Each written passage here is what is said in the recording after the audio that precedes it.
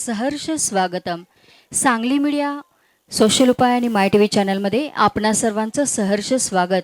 आजचा हा जो काही श्री आनंदमूर्ती देवस्थान ब्रह्मनाळ यांच्या 325व्या पुण्यतिथी दिनानिमित्त आजचा हा जो काही विशेष कार्यक्रम आहे, भारतीय स्वातंत्र्याच्या अमृत महोत्सवानिमित्त स्वातंत्र्य संग्रामातील काही अज्ञात गोष्टी, वक्ते अभिनेते श्री राहुल सोलापूरकर, सन्माननीय उपस्थिती माननीय नामदार डॉक्टर विश्वजित कदम आणि व्याख्यानानंतर त्रिपुरारी पौर्णिमेनिमित्त दीपोत्सव हा जो कार्यक्रम संपन्न होत आहे आणि याचं लाईव्ह प्रक्षेपण सांगली मीडिया सोशल उपायाद्वारा आता सुरू आहे. सध्या याची यूट्यूब लिंक सगळ्यांना मिळालीच असेल.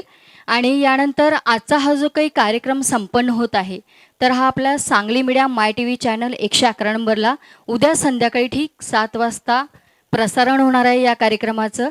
आणि आपण पाहिलंच असेल की मागच्या वर्षी आपण आनंदोत्सव हा कार्यक्रम फेब्रुवारीमध्ये घेतला होता आणि त्याचं देखील प्रक्षेपण आपल्याला Sangli media my T V चॅनलद्वारा केलं होतं. आणि या माय टी व्हीद्वारा आपण या Sangli media communication Sangli media my T V चॅनलद्वारा अनेक शैक्षणिक, सामाजिक आणि सांस्कृतिक कार्यक्रमाचं प्रक्षेपण आपण करत असतो.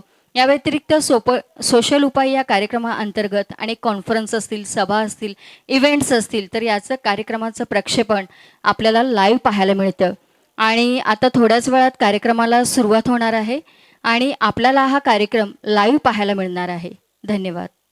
नमस्कार. श्री आनंदमूर्ती स्वामी संस्थान ब्रह्मनाळ या संस्थेच्या वतीनं आज कार्यक्रमासाठी उपस्थित असलेल्या सर्व रसिक श्रोत्यांचं मनापासून स्वागत. आजच्या कार्यक्रमासाठी देवस्थाननं मुद्दाम आमंत्रित केलेले प्रमुख वक्ते अभिनेते माननीय राहुल सोलापूरकर हे कार्यक्रमासाठी उपस्थित आहेत. आपल्या सगळ्यांना माहिती आहे, काल संध्याकाळी इथंही आणि सांगलीतही बऱ्यापैकी पाऊस झालेला आहे. थोडीशी गैरसोय आहे, पण देवस्थानच्या ठिकाणी या समाधींच्या जागेवरती कार्यक्रम करायचा असल्यामुळं आपण थोडंसं जर सहकार्य केलं तर कार्यक्रमाची रंगत आणखीन वाढेल. गाड्या तुम्हाला बऱ्यापैकी लांब पार्क करायला लागलेल्या आहेत. या चिंचेच्या बनामध्ये पार्किंगची व्यवस्था केलेली होती, पण चिखल आहे, सकाळी काही गाड्या अडकत होत्या, त्यामुळं परत दुपारनंतर व्यवस्था बदलून गाड्या लांब पार्किंग करायला लागलेल्या आहेत. त्याबद्दल संस्थेच्या वतीनं आधी दिलगिरी व्यक्त करतो. आजच्या कार्यक्रमाची आपण सुरुवात करूया. थोडं पावसाळी वातावरण पण आहे. कार्यक्रम वेळेत सुरू होऊन जर वेळेत संपला तर आपल्या सगळ्यांना त्याचा जास्त आनंद घेता येईल. काल आनंदमूर्तींची 325वी पुण्यतिथी होती, त्यामुळं काल आणि आज असा 2 दिवसांचा हा कार्यक्रम आहे. काल धार्मिक कार्यक्रम झाला, कीर्तन वगैरे. या संस्थेचे ट्रस्टी विलास काका गोसावी यांचा मध्यंतरी मला फोन आलेला होता की एखादं व्याख्यान आपल्याला ठेवता येईल का, जरा बघ, एक वेगळा विषय घेऊन जर बोललं तर जास्त ते संयुक्तिक होईल. म्हणून मी राहुल दादांना फोन केला आणि त्यांनी लगेच होकार दिला. त्यामुळं आजच्या या कार्यक्रमासाठी ते मुद्दाम उपस्थित आहेत. आपणा सर्वांना माहिती आहे, भारतीय स्वातंत्र्याचा अमृत महोत्सवी वर्ष यंदा सुरू आहे. त्यानिमित्तानं काही विषय मांडता येईल का अशी चर्चा झाली. त्यानुसार भारतीय स्वातंत्र्य संग्रामातील काही दुर्लक्षित मुद्दे असा विषय त्यांनी दिलेला आहे. मी संस्थानचे ट्रस्टी श्री सुरेश गोसावी यांना विनंती करतो की त्यांनी आजच्या कार्यक्रमाचे प्रमुख वक्ते राहुल सोलापूरकर यांचा संस्थानच्या वतीनं स्वागत आणि सत्कार करावा.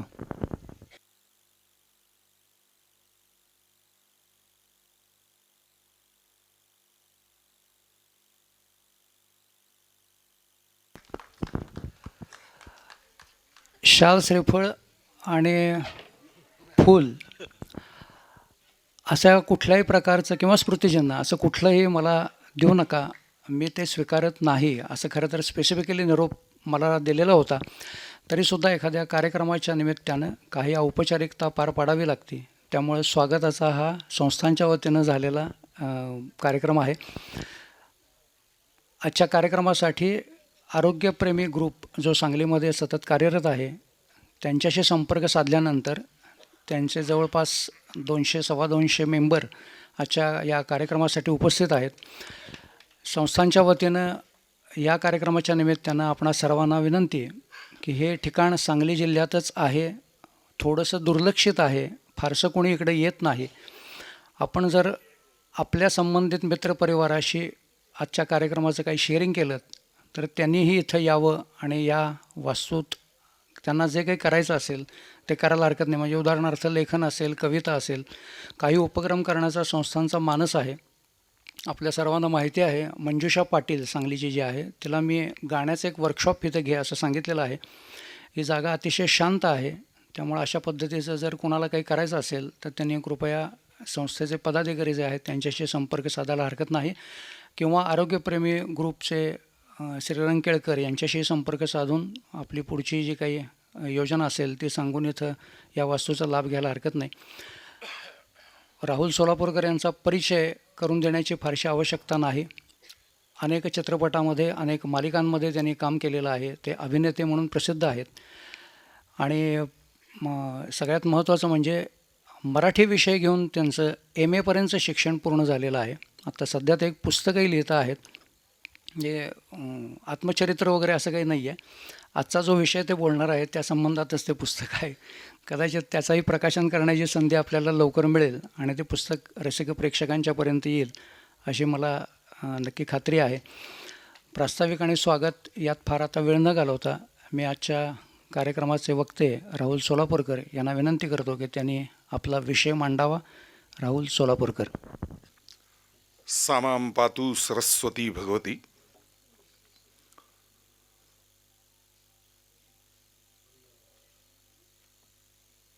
आदरणीय आनंद ऋषीजी महाराजांच्या 325व्या पुण्यतिथीच्या निमित्ताने गुरुशिष्य परंपरेमधल्या ह्या जोडीच्या समाधीस्थळी आपण आज सगळेजण या पौर्णिमेच्या निमित्ताने उत्सवाच्या एकत्र आलेलो आहोत. मुकुंदरावांचा जेव्हा मला फोन आला की असा एक कार्यक्रम आम्ही करतो, तिथं काही वेगळा विषय घेऊन भारतीय स्वातंत्र्याच्या 75च्या निमित्ताने काही बोलाल का. जगभर मी खरं तर व्याख्यानांना जात असतो, पण त्याचे विषय आधीपासून ठरलेले असतात. इतिहास हा विषय जरी आवडता असला तरी हा खूपच मोठा विषय होता. मी त्यांना म्हटलं की माझ्या परीने मी प्रयत्न करीन. अज्ञात काही गोष्टी स्वातंत्र्य संग्रामातल्या की ज्या आपल्यापर्यंत इतिहास कधी पोचवत नाही. अर्थात हे फक्त स्वातंत्र्य संग्रामापुरतं आहे असं नाही. शिवरायांच्या इतिहासापासून अनेक लोकांचे इतिहास हे आपल्यापर्यंत जे पोचलेले आहेत ते चुकीचे तरी किंवा अर्धवट तरी पोचलेत असं माझं प्रामाणिक मत आहे. याचं अगदी एक छोटंसं उदाहरण देतो. छत्रपती शिवरायांना आपण सगळे आदर्श मानतो. सुदैवाने शिवराय, धर्मवीर संभाजीराजे आणि राजाराम महाराज या तिघांच्या कारकिर्दीत ही गुरुशिष्य परंपरा इथं फोफावली होती चांगल्या पद्धतीने. आणि रामदास स्वामींचं रामपंचायतन त्याची परंपरा इथे पुढं निर्माण झाली. पण मी इंग्लंडमध्ये गेलो होतो. लंडनचं शेवटचं ट्यूब स्टेशन आहे एलिफंट अँड कॅसल म्हणून, आणि तिथं 2 संग्रहालय आहेत. एक पहिल्या महायुद्धाचं आणि एक दुसऱ्या महायुद्धाचं. इतिहासाची आवड असल्यामुळे आणि तिकडं आपल्यासारखे रोजचं नाटक किंवा असे प्रयोग नसतात, शुक्रवार, शनिवार, रविवार. त्यामुळे सोमवार ते गुरुवार काय करायचा हा प्रश्न असतो युरोप अमेरिकेत. तर ज्यांच्याकडं मी होतो त्यांना माहिती होतं की बाबा याला इतिहास आवडतो, म्हणून ते म्हणले की ते एलिफंट अँड कॅसल बघायला जायचं तर जा. आणि मग मी रोज जायला लागलो. 4था दिवस होता. दुसऱ्या महायुद्धाचं शेवटचं दालन बघायचं म्हणून मी त्या उद्वाहकात लिफ्टमध्ये बसलो आणि 3ऱ्या मजल्यावर गेलो. उघडलं आणि समोर असं एखादं IT आजच्या काळातलं ऑफिस असतं अशा टाईप केबिन्स, लोक बसली आहेत. प्रचंड मोठ्या एका स्क्रीन समोर काहीतरी प्रत्येकजण आपापल्या लॅपटॉपसारख्या बघतोय. मला असं वाटलं इंटरॅक्टिव्ह सेक्शनचं काहीतरी असावं की जिथं लोकांना बघायला मिळतात जुन्या महायुद्धाच्या काही चित्रफिती इतर वगैरे, असं असावं हे दालन. म्हणून मी इकडं तिकडं बघत होतो की कुठं रिकामी जागा दिसते का, आपल्याकडे वेळ बसूया बघत काहीतरी. तेवढ्यात तिथला एक जण मायापाशी आला आणि म्हणला, तुम्ही संग्रहालय बघायला आला होतात का? तर म्हणलं yes. So you are on the wrong floor मला म्हणला. म्हणलं का? तुम्ही खाली पाटी वाचली नाही का? संपलं म्हणले खाली संग्रहालय. म्हणलं नाही, वरती दिसत होतं 3रा मजला म्हणून मी आलो. नाही नाही, पण म्हणले संग्रहालय संपलं. म्हणलं मग इथं काय आहे? तर ते म्हणले इथं आम्ही वॉर स्ट्रॅटेजीवरचा इंटरनॅशनल कोर्स घेतो. त्या कोर्सचे हे सगळे जगातनं आलेले विद्यार्थी आहेत आणि ते शिकतायत. मला जरा आश्चर्य वाटलं की युद्धनीती या विषयावरती एखादं कॉलेज असं काही निघतं. भारतामध्ये असा विचारही कधी झाला नसेल. म्हटलं तर याच्यावरती काहीतरी केलं पाहिजे. मी म्हटलं मला तुमच्या क्युरेटरना भेटायला आवडेल. तर ते म्हणले समोरची केबिन मिस्टर मिलर. मी त्या प्रोफेसर मिलरना भेटलो आणि मिलरना सहज विचारलं की युद्धनीती म्हणजे काय शिकवता. तर ते म्हणले जगभरची म्हणजे कुठं ना कुठं तरी सारखं युद्ध चालूच असतं. आपलंही बघा रोज काहीतरी पाकिस्तानशी चालूच आहे, चायनाशी चालूच आहे, प्रत्येक ठिकाणी काहीतरी काहीतरी चालूच आहे म्हणे. अशा वेळेला ती नीती कशी असावी याच्याविषयीचं शिक्षण तिथल्या युद्ध सल्लागारांना किंवा जे कोणी राष्ट्रीय प्रमुख आहेत त्यांना देण्याचं काम आम्ही करतो आणि त्यासाठी पूर्वीच्या युद्धाचे दाखले आणि त्यातला सगळा भाग. मला सहज असं वाटलं की बाबा काय असतो तुमचा अभ्यासक्रम तो तरी दाखवा. आपल्याकडे जसं असतं पाठ्यपुस्तकात छापलेलं असतं डाव्या बाजूला, तसं त्यांनी माझ्यासमोर एक बुकलेट ठेवलं, हा आमचा अभ्यासक्रम.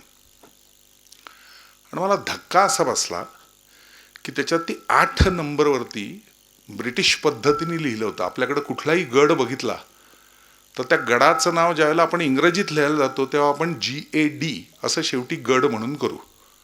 पण ब्रिटिश लोकांचा कुठलाही इतिहास बघाल ग्रँडफपासनं कोणीही लिहिलेला तर ते कधीही डी वापरायचे नाहीत. गडचा उच्चार ते गर करायचे. त्यामुळे GARH असं व्हायचं. तसं 8व्या नंबरवरती लिहिलं होतं प्रतापगड अ सायकॉलॉजिकल वॉर वन बाय सिवा. मी त्यांना म्हणलं हे काय. तर ते म्हणले की हे पहिलं मानसिक युद्ध आहे. म्हणलं म्हणजे शत्रूची मानसिकता ओळखून त्याला आपल्या टप्प्यात खेचेपर्यंत हत्यार बाहेर काढायचं नाही आणि शेवटच्या क्षणी हत्यार वापरून शत्रूचा निपात करायचा, अशी एक थेरी 1000 वर्षांपूर्वी सॉन झू नावाच्या एका चायनीज माणसाने शोधली होती. पण तिचा वापर काही झाला नव्हता, त्यांनी फक्त लिहून ठेवलं होतं. त्याचा पहिल्यांदा जगामध्ये सर्वोत्तम वापर केलेला दिसतो तो शिवाजी महाराजांनी आणि म्हणून आम्ही ते शिकवतो. माझ्यासाठी हा धक्का होता. आनंदाचा भाग एवढाच होता की हा सगळा विषय आपल्या आत्ताच्या पंतप्रधानांसमोर मी शिवनेरीवरती ज्यावेळेला शिवजन्मोत्सवाला आम्ही एकत्र होतो तेव्हा मांडला. त्यांनी तातडीने तो विषय हातात घेतला. नुसता हातात घेतला नाही, त्यावेळेला ते गुजरातचे दुसऱ्यांदा झालेले मुख्यमंत्री होते. पंतप्रधान झाल्यानंतर 2016 नंतर अहमदाबादमध्ये भारतातलं पहिलं युद्धनीतीचं महाविद्यालय सुरू झालं. सांगण्याचा उद्देश एवढाच आहे की असा प्रचंड इतिहास की जो आपल्यापर्यंत पोचलेलाच नाही.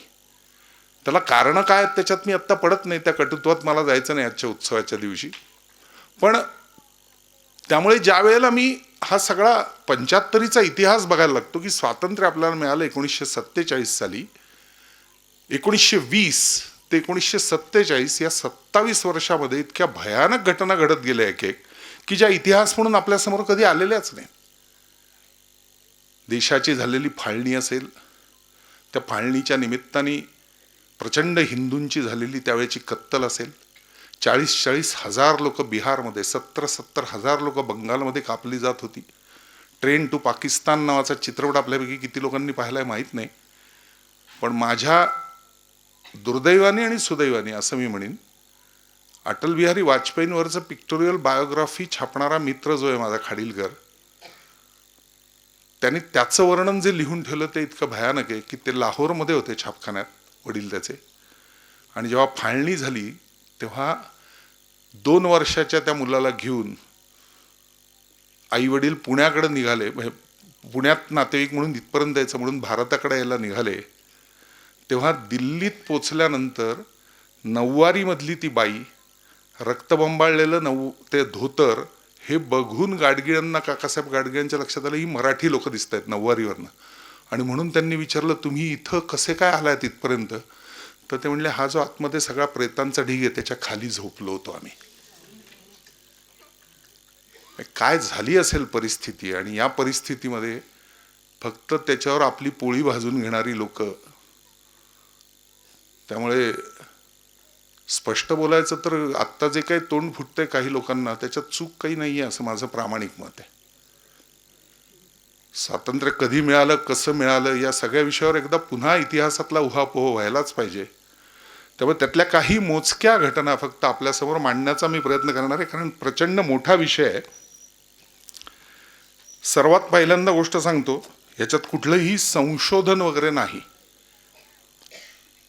The transfer of power of India हे व्ही.पी. मेनन त्यावेळेचे सगळ्यात मोठे सल्लागार जे होते आपल्या शेवटच्या व्हाईसरॉयचे, त्यांचं पुस्तक असेल, किंवा partition and independence of India M.N.. Das यांचं पुस्तक असेल, जिना क्रिएटर ऑफ पाकिस्तान हे बोलिथोचं पुस्तक असेल, 10 इयर्स ऑफ फ्रीडम हे कांजी द्वारकादासांचं पुस्तक असेल, Mountbatten and the partition of India हे एल कॉलिन्स आणि डी लॅपियर या दोघांनी त्याची मुलाखत घेऊन संपूर्ण जे काही पुस्तक लिहिलं आणि त्याच्या हयातीतच ते प्रसिद्ध केलं माउंटबॅटनच्या, ते पुस्तक असेल, किंवा गांधी वर्सेस जिना हे ॲलन मॅरियनचं पुस्तक असेल, द ग्रेट डिवाइड नावाचं हडसनचं पुस्तक असेल, किंवा फ्रॅगमेंट्स ऑफ हिस्ट्री नावाचं एच.एन. पंडितांचं पुस्तक असेल, अशी जी काही पुस्तकं, फ्रीडम ॲट मिडनाईटसारखं पुस्तक असेल, ही सगळी पुस्तकं वाचल्यानंतर त्यामधून ज्या ज्या गोष्टी माझ्यासमोर आल्या त्या शोधण्याचा प्रयत्न केल्यानंतर त्याची सत्यता पटल्यानंतर त्या गोष्टी समोर मांडाव्यात असं मला वाटायला लागलं.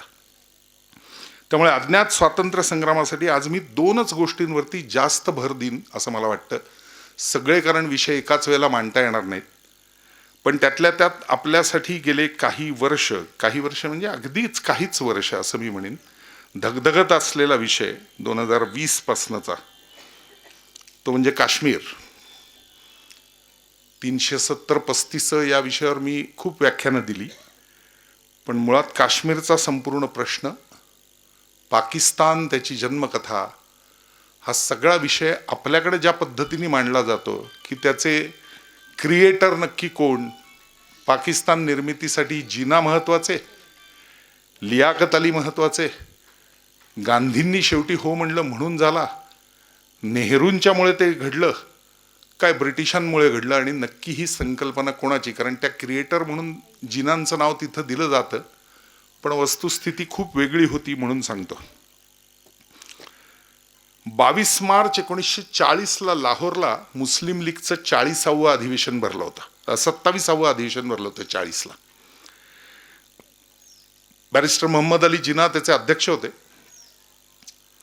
आणि भारतीय उपखंडाच्या वायव्य आणि पूर्व या 2 भागात मिळून मुस्लिम राष्ट्रच व्हावं अशी पहिल्यांदा त्यांनी तिथं मागणी केली मोठ्यांदा, आणि पुढे 7 वर्ष त्याचा आग्रह त्यांनी कायम ठेवला.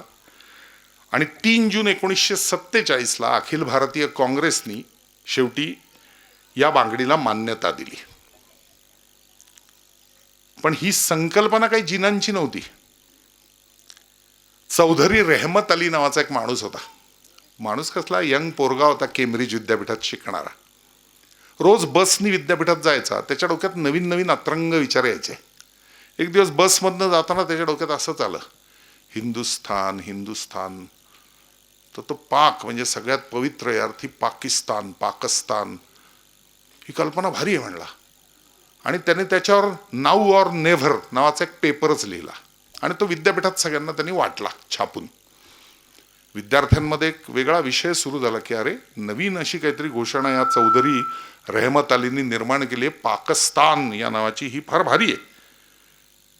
गंमत अशी झाली, 28 जानेवारी 1933 त्यांनी हे पत्रक प्रसिद्ध केलं, तरी लीगच्या कुठल्याही नेत्यापर्यंत, कारण मुस्लिम लीगची स्थापना ही ढाक्यामध्ये झालेली आहे, 1906 साली झालेली होती. त्यामुळे 1933 म्हणजे खूपच वर्ष लोटलेली होती, तरी सुद्धा एकाही मुस्लिम पुढाऱ्यापर्यंत हे पत्रक फारसं पोचलं नव्हतं. बॅरिस्टर जिना वगैरेंकडे पोचल्यानंतर त्यांनी असं बघितलं आणि हास्यास्पद ही मूर्खपणाची मागणी आहे असं म्हणून फेकून दिलं होतं. पण विद्यार्थ्यांमध्ये जरा खळबळ उगाचच त्या निमित्ताने एक सुरू झालेली होती. याच्याकडं खरं लक्ष जर कोणाचं गेलं असेल ना, तर तो रेजिनॉल्ड क्रॅडॅक नावाचा एक ब्रिटिश अधिकारी होता, त्याचं लक्ष गेलं. आणि तो म्हणला, हे फार भारी आहे, याला आपण खतपाणी घातलं पाहिजे. याला खतपाणी घातलं तर द्विराष्ट्रवादाची संकल्पना काँग्रेस कधीही उचलून धरणार नाही, आणि ते कायम दोघं एकमेकांमध्ये धुमसत ठेवले तर आपल्याला राज्य करणं सोपं जाईल, एवढीच त्या ब्रिटिशाची आज्ञा होती. आणि याला आधार कुठले कुठले असतात, तर आजही मी तुम्हाला सांगेन. आता अर्थात आपली नवीन लोकसभा निर्माण होतीये, त्याचं काम चालू आहे वगैरे, ठीक आहे. पण जुनी लोकसभा जर कधी बघायला गेलात, काही विशिष्ट दिवस असतात अधिवेशन नसताना की ज्यावेळेला लोकांना आतमध्ये ती बघायला सोडलं जातं. मागच्या बाजूला अध्यक्षांची येण्याची जी जागा आहे 3 नंबरचं गेट जिथनं लोकसभेचे अध्यक्ष आत येतात म्हणजे आत्ताचे बिर्ला, तिथे मावळणकर आणि नेहरूंचे असे 15-15 फुटी मोठे पुतळे आहेत. त्या भागातनं आपल्याला आत जाता येत नाही, आपण 7 नंबर गेटनी नेहमी लोकसभेच्या आत जातो. 6 किलोमीटरचा परिघ असलेली आपली ही लोकसभा आहे जुनी जी आहे ती आत्ताची. 172 खांब आहेत तिला आणि ती राणीच्या हस्ते त्याचा क्वीन एलिझाबेथच्या हस्ते त्याचा पायाभरणी झाली ती 1919ला आणि 2 वर्षात बांधून ती पूर्ण झाली 1921ला. त्यावेळेला असलेल्या 228 11 प्रांतांच्या खासदारांसाठी पुरणारी लोकसभा ही 548 खासदार झाले तरी पुरती आहे. म्हणजे ब्रिटिशांची बांधण्याची आणि एकूणच भविष्याचा दृष्टिकोन काय असतो तेवढं तुमच्या लक्षात येईल म्हणून सांगितलं. पण त्यातला गमतीचा भाग असा आहे की त्याचा जो सेंटर पिलर आहे जिथनं अध्यक्ष आत जातात तिथला, दुर्दैवानी मी अनेक खासदारांना आजपर्यंत विचारलं की ह्या सेंटर पिलरवरती भले ते नॅशनल मॉन्युमेंट आहे म्हणून हात लावताना तुम्हाला कायद्याच्या संरक्षणाने सुप्रीम कोर्टाकडनं सगळं घेऊन करावं लागतं, पण कधी वाटलं नाही का की तो सेंटर पिलरच्या वरचा भाग छताचा मिटवावा?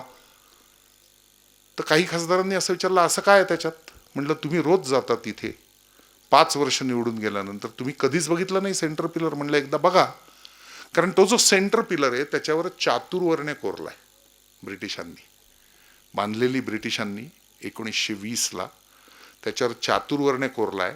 आणि ती बांधणाऱ्या माणसानी जो आर्किटेक्ट होता त्यांनी असं वाक्य त्याच्या डायरीत लिहून ठेवलंय की हा देश असा 4 भागांमध्ये विखुरलेला ठेवला तर आमची एक खांबी सत्ता राहील त्याचं प्रतीक इथं आम्ही ठेवतोय. विचार करून बघा की किती म्हणजे फोडा आणि झोडा याचा अर्थ मारहाण नव्हती. माणसांमध्ये मतभेद केले तर आपोआप हे सगळं होऊ शकतं, हे ब्रिटिशांचं पक्कं धोरण होतं आणि त्यातून ते बांधलेलं होतं. प्रश्न असा आहे की हे त्या क्रॅडॉकच्या लक्षात आलं की हे फार काहीतरी वेगळं या मुलांनी मांडलेलं आहे, चौधरी रहमत अलीनी, आणि त्या क्रॅडॉकनी या विषयावरती काम करायला सुरुवात केली. मग वेगवेगळ्या ठिकाणी त्यांनी विचारायला सुरुवात केली. या सगळ्यामध्ये हा जो क्रॅडॉक आहे ना, हा व्हॉइसरॉयचा सचिव आहे बरं का त्यावेळेला. 1916ला तो भारतात होता, त्यामुळे त्याला पूर्ण माहिती होतं काय आहे.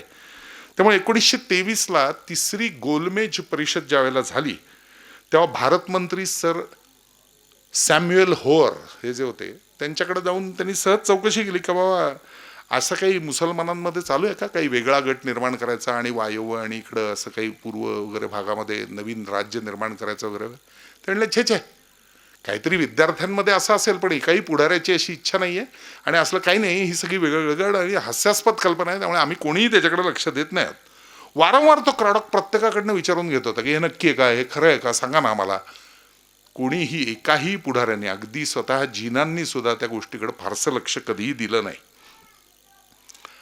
मग थोडा शोध घ्यायला सुरुवात केली तर लक्षात असं आलं की हा चौधरी रहमत अली केम्ब्रिजमध्ये शिकतो, असा काही प्रचंड श्रीमंत मुलगा नाहीये. हा एवढे पैसे आणतोय कुठनं या विद्यार्थ्यांच्या सभागे, पत्रक काढ, छाप. आणि त्यातनं बाहेर आलेली गोष्ट फार भयानक होती. ती अशी होती की ब्रिटिशांचं गुप्तचर खातच त्याला यासाठी पैसे पुरवत होतं. म्हणजे ब्रिटिशांच्या गुप्तचर खात्यालाच हे सगळं हवं होतं मुळात की अशा पद्धतीचं डिवायडेशन झालं पाहिजे कुठंतरी म्हणून. 1939 सालची गोष्ट आहे ही. म्हणजे जवळजवळ या घटनेनंतर आणखीन 6 वर्षानंतर लीगचे एक नेते होते खलीग जमन नावाचे. ते पॅलेस्टाईनच्या परिषदेसाठी खास म्हणून गेलेले होते आणि तिथं त्यावेळेला भारत मंत्री झेटलंड नावाचे गृहस्थ होते, त्यांच्याकडे त्यांची भेट झाली. खलीग जमानांनाही त्यांनी विचारलं की असं काही चाललंय का, तर खलीग जमान म्हणले नाही बाबा. आणि त्याच्यावरती या झेटलंड यांनी आणि भारत उपमंत्री होते कर्नल म्युरेर म्हणून, या दोघांनी त्यांना काय सांगावं, बघा लीगनी जर पाकिस्तानची कल्पना उचलून धरली तर ब्रिटिश लोक नक्की त्याला मदत करतील, एवढं आश्वासन मी तुम्हाला आत्ता गपचूप इथं देऊन ठेवतो पॅलेस्टाईनच्या ह्याच्यात, तुम्ही ठरवा आता हे तुम्हाला उचलायचं आहे की नाही. आणि 6 महिन्यांनी अवघ्या 1940च्या अधिवेशनामध्ये अचानक तारस स्वरामध्ये पाकिस्तानच्या मागणीला सुरुवात झाली. जिनांसारख्यांनाही आश्चर्य वाटलं होतं की 7 वर्षापूर्वी ज्याला आपण वेडगळ म्हणलं होतं ती कल्पना 7 वर्षात आपल्याला सर्वात जास्त जोरात मांडावी लागतीये. एक पोरकट कल्पना इतक्या लवकर थोरकट होईल हे आपल्यालाही कधी कसं जाणवलं नाही असं जिनांनाही वाटत होतं. आणि मग 1942चं चले जाव आंदोलन आपल्याला माहिती आहे, मुंबईला गवालिया टँकपाशी त्याची सुरुवात झाली सगळी. आणि ही सुरुवात झाल्या झाल्या ब्रिटिशांनी एक त्रिमंत्री परिषद इथं मुद्दाम पाठवली, किंवा या तिघांनी मिळून टप्प्याटप्प्याच्या स्वातंत्र्याचा विचार आधी होऊन गेलेला एकदा, तर आता यांना स्वातंत्र्य द्यायचं का नाही या विषयावर विचार करावा. हे तिघही जण जरा विचित्रच होते. त्याच्यामध्ये खरं सांगायचं तर एकच माणूस महत्त्वाचा आहे असं माझं कायम मत आहे, सर स्टॅफर्ड क्रिप्स नावाचा हा माणूस. बाकीच्या दोघांना तशी काही फारशी किंमत नाही असं माझं मत. त्याचं कारण म्हातारे होते, इंटरेस्टही नव्हता त्यांना, ब्रिटिशांनी नेमलंय आपल्या गव्हर्नमेंटने म्हणून ते भारतात आले होते, त्यांना भारतात येण्यात अजिबात रस नव्हता. त्यामुळे मग क्रिप्सनी एकच गोष्ट जाहीर केली, त्याने असं सांगितलं की ज्या प्रांतांना, जेवढे सगळे 11 प्रांत आहेत त्यातल्या ज्या प्रांताला भारतात राहावंसं वाटतं त्यांनी भारतात राहावं, ज्याला राहायचं नाही आणि स्वतंत्र राहावंसं वाटतं त्यांनी स्वतंत्र राहावं, एवढी मुभा मी नक्की देतो. ज्याला पाकिस्तानात जायचं त्यांनी पाकिस्तानात जावं, असा त्यांनी एक सरसकट हे दिला की स्वतंत्र व्हायचं तर स्वतंत्र व्हा, सामील व्हायचं भारतात भारतात व्हा, सामील व्हायचं तुम्हाला पाकिस्तानात पाकिस्तानमध्ये व्हावं, असं क्रिप्सनी फक्त जाहीर करून टाकलं. आता क्रिप्स योजनेचं हे अंतरंग मात्र जिनांनी पटकन ओळखलं की बाबा याच्यात काय आहे नक्की. आणि मग त्यांच्या असं लक्षात आलं की ब्रिटिश आणि मुस्लिम लीग एकत्र आले तर एकटी काँग्रेस आपल्याला विरोध करू शकणार नाही, आणि त्यामुळे आपण आता ही मागणी करायची, आणि म्हणून त्यांनी पाकिस्तानची मागणी पटकन केली. आता जिनांची पाकिस्तानची कल्पना काय होती ती अस्तित्वात आली नाही, हे आपल्यासाठी फार सुदैव. जिनांनी जो पाकिस्तान मागितला आहे त्याची जी मागणी केलेली 1940 पासून ती अशी आहे की आत्ताचा पंजाब, आत्ताचा आसाम आणि बंगाल या सगळ्या सकट पाकिस्तानची मागणी त्यांनी केली होती. म्हणजे हे 3 आणखीन मोठे प्रांत त्यांना जोडून हवे होते. त्यावेळेचे व्हॉइसरॉय होते लॉर्ड वेव्हेल म्हणून, त्यांच्याकडे त्यांनी ही मागणी केली. 41ला सरसेनानी आणि व्हॉइसरॉय अशा सगळ्यांनी मिळून ते ठरवलं होतं. त्याच वेळेला नंतरच्या काळामध्ये दुसरे व्हॉइसरॉय आपल्याकडे आले, ते लिनलिथगो होते आधीचे. त्यांना मुदतवाढ दिली होती खरं तर, पण त्यांना कंटाळा आला होता म्हणून लिनलिथगोंच्या जागी नंतर वेव्हेल आले. त्यामुळे दोघांकडे ही मागणी त्यांनी ताबडतोब केली की असं असं आहे. आता 43ला वेव्हेलला बढती मिळाली, त्यांना काही इंटरेस्ट नव्हता, ते सेनानी होते, पण वेव्हेलला अचानक त्यानंतर व्हॉइसरॉय केलं गेलं. 9 ऑगस्टला आपण ही प्रचंड मोठी चळवळ सुरू केली, छोडो भारत आंदोलन, चले जाव आंदोलन. त्याचा एक मोठा राग या वेव्हेलच्या मनात होता. वेव्हेलचं एक पत्र उपलब्ध आहे, ते पत्र अर्थातच ब्रिटिश पार्लमेंटकडे आहे. त्या पत्रामध्ये त्यांनी तत्कालीन 6वे जॉर्ज राजे आणि इतर सगळ्यांना कळवलेलं आहे, आणि पंतप्रधानांनाही कळवलं आहे, कारण त्यावेळेला चर्चिल आहेत, की मला प्रचंड राग येतोय. एकीकडं दुसऱ्या महायुद्धामध्ये ब्रिटिश एवढं अडकलेलं असताना इथं मात्र रस्तोरस्ती अडवणूक केली जाते ब्रिटिशांची, चले जाव म्हणलं जातंय त्यांना, त्यांच्या सैन्याला पुढं जाऊ देत नाही आहे काँग्रेस. हे अत्यंत नालायकपणाचं धोरण आहे, आणि ह्याच्यावरती मी निक्षून काहीतरी करण्याचा प्रयत्न करतोय, तुमची फक्त परवानगी मला हवी.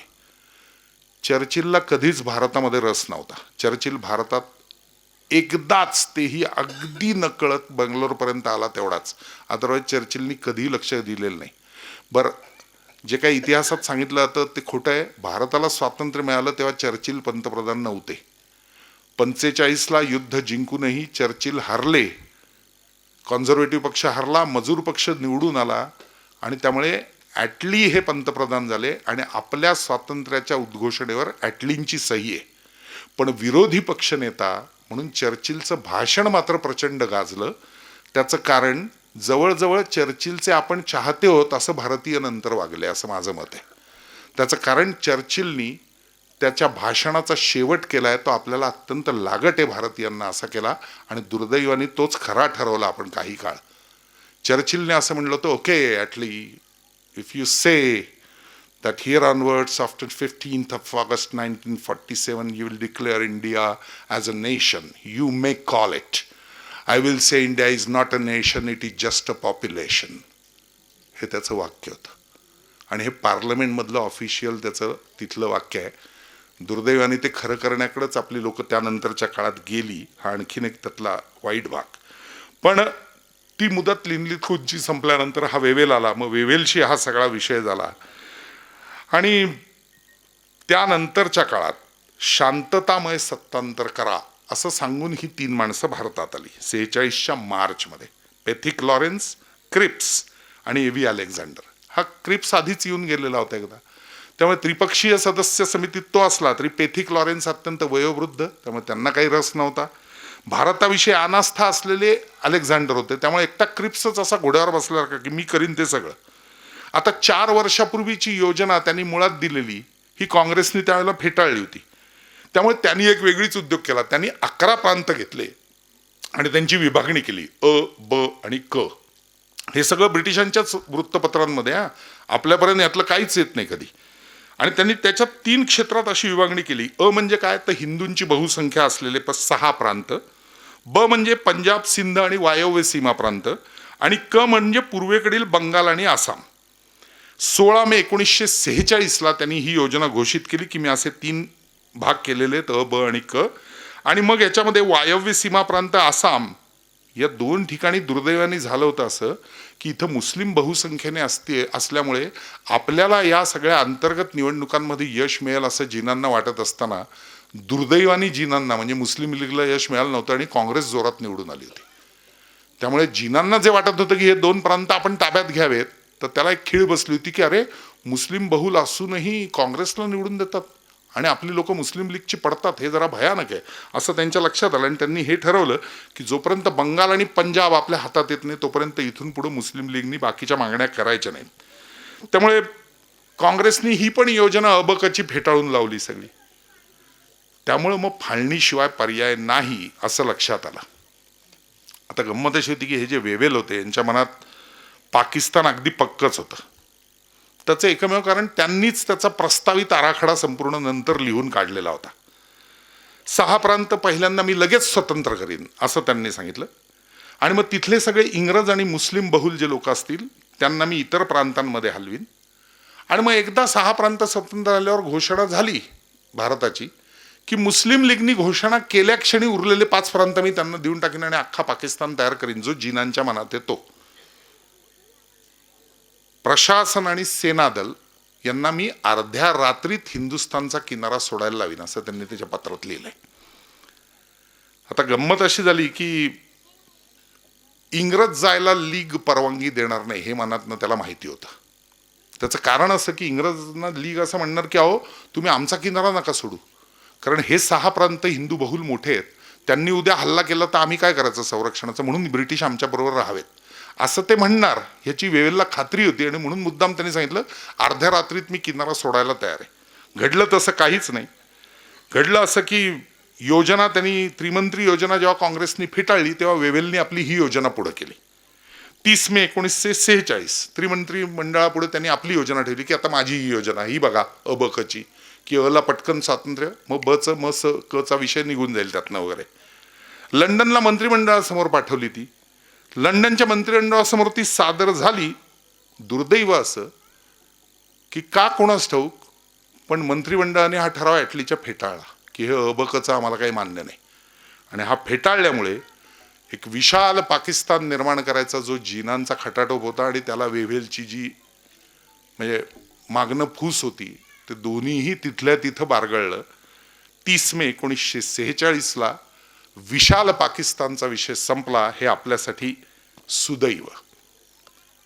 आता जिना हे व्यक्तिमत्व थोडं आणखीन एक इंटरेस्टिंग आहे. जाता आता एक जरा त्यांच्या वैयक्तिक आयुष्यातली गंमत. सर दिनशॉ पेटिट नावाचे खूप मोठे पारशी इंडस्ट्रियलिस्ट सुटीच्या दिवसांमध्ये आपल्या बंगलीवरती आरामात त्या ग्रामामध्ये जाऊन हिमाचलला वगैरे कुठेतरी सिमल्याला वगैरे राहायचं हे डोक्यात. त्यांनी आपल्या मुलीला बरोबर घेतलं, 16 वर्षाची मुलगी रतन. चल म्हणले दोघं जण जाऊ जरा शांत थंड हवेच्या ठिकाणी राहू, कुठे इथे एप्रिल मे मध्ये राहायचं असं म्हणून त्यांनी जायचं ठरवलं. आणि त्यावेळेला 1 नंबरचे विधी विशारद म्हणून जिनांचं नाव मोठं होतं, वकील म्हणून, बॅरिस्टर असल्यामुळे आणि अतिशय उत्तम प्लीड करतात म्हणून. गांधींसारखं नव्हतं. म्हणजे हे स्पष्ट बोलायचं कारण गांधींनीच सत्याचे प्रयोगात लिहिलंय की माझ्या तोंडून शब्द सुद्धा फुटायचा नाही. किंबहुना कित्येकदा असं वाटायचं की आपण केस प्लीड करतोय एखाद्याची तर ती करताना आपल्या बोलण्यात काही चुकीचं गेलं तर तो हारेल का काय, म्हणून बराच काळ घाबरून वकिली न करता थांबलेले गांधीजी अब्दुल्लाच्या एका पत्रामुळे अचानक दक्षिण आफ्रिकेत गेले. आणि तिथून पुढे सगळा जो बदल झाला त्याच्याविषयी नामदार गोपाळकृष्ण गोखलेंनी जे लिहून ठेवलंय ते आणखीन वेगळं आहे. पण मी त्या याच्यात आत्ता जात नाही कारण तो विषय परत भरकटल्यासारखा होईल म्हणून. पण जिनांचं 1 नंबरचे विधी विशारद म्हणून नाव प्रचंड मोठं होतं. त्यांच्या वेगवेगळ्या विषयांचा अभ्यास होता. आणि त्यामुळे साहजिकच दिनशॉ पेटिट म्हणले येताय का आमच्याबरोबर जरा सिमल्याला एक 15-20 दिवस आराम आणि जरा गप्पा मारता येतील, छान तुमच्याबरोबर जरा संवाद होईल. जिना म्हणले का नाही, चला कोर्टाला सुट्टी आहे, मी पण येतो. आणि जिनाही त्यांच्याबरोबर गेले. मग दिनशा पेटीत त्यांच्या कामामध्ये इतर गोष्टींमध्ये ट्रंक कॉल सकाळच्या वेळेला त्यांचे चालू असायचे. तेव्हा ही रतन 16 वर्षाची आणि तिच्यापेक्षा प्रचंड मोठे 40 वर्षाचे असलेले हे जिना, म्हणजे वडील मुलगी असे दोघं घोड्यावरून रपेट मारून यायचे. मग नाश्ता एकत्र करायचे, मग हिरवळीवर गप्पा मारायचे, मग संध्याकाळी एकत्र. जिनांना काहीच वर्ज नव्हतं. जिना स्वतःच म्हणायचे मी काही पाक मुसलमान नाही. त्यामुळे जिना सर्व प्रकारचा मांसाहार, मद्याहार सगळं अत्यंत उत्तमरित्या करायचे. त्यांना अजिबात या विषयांमध्ये काही रस नव्हता.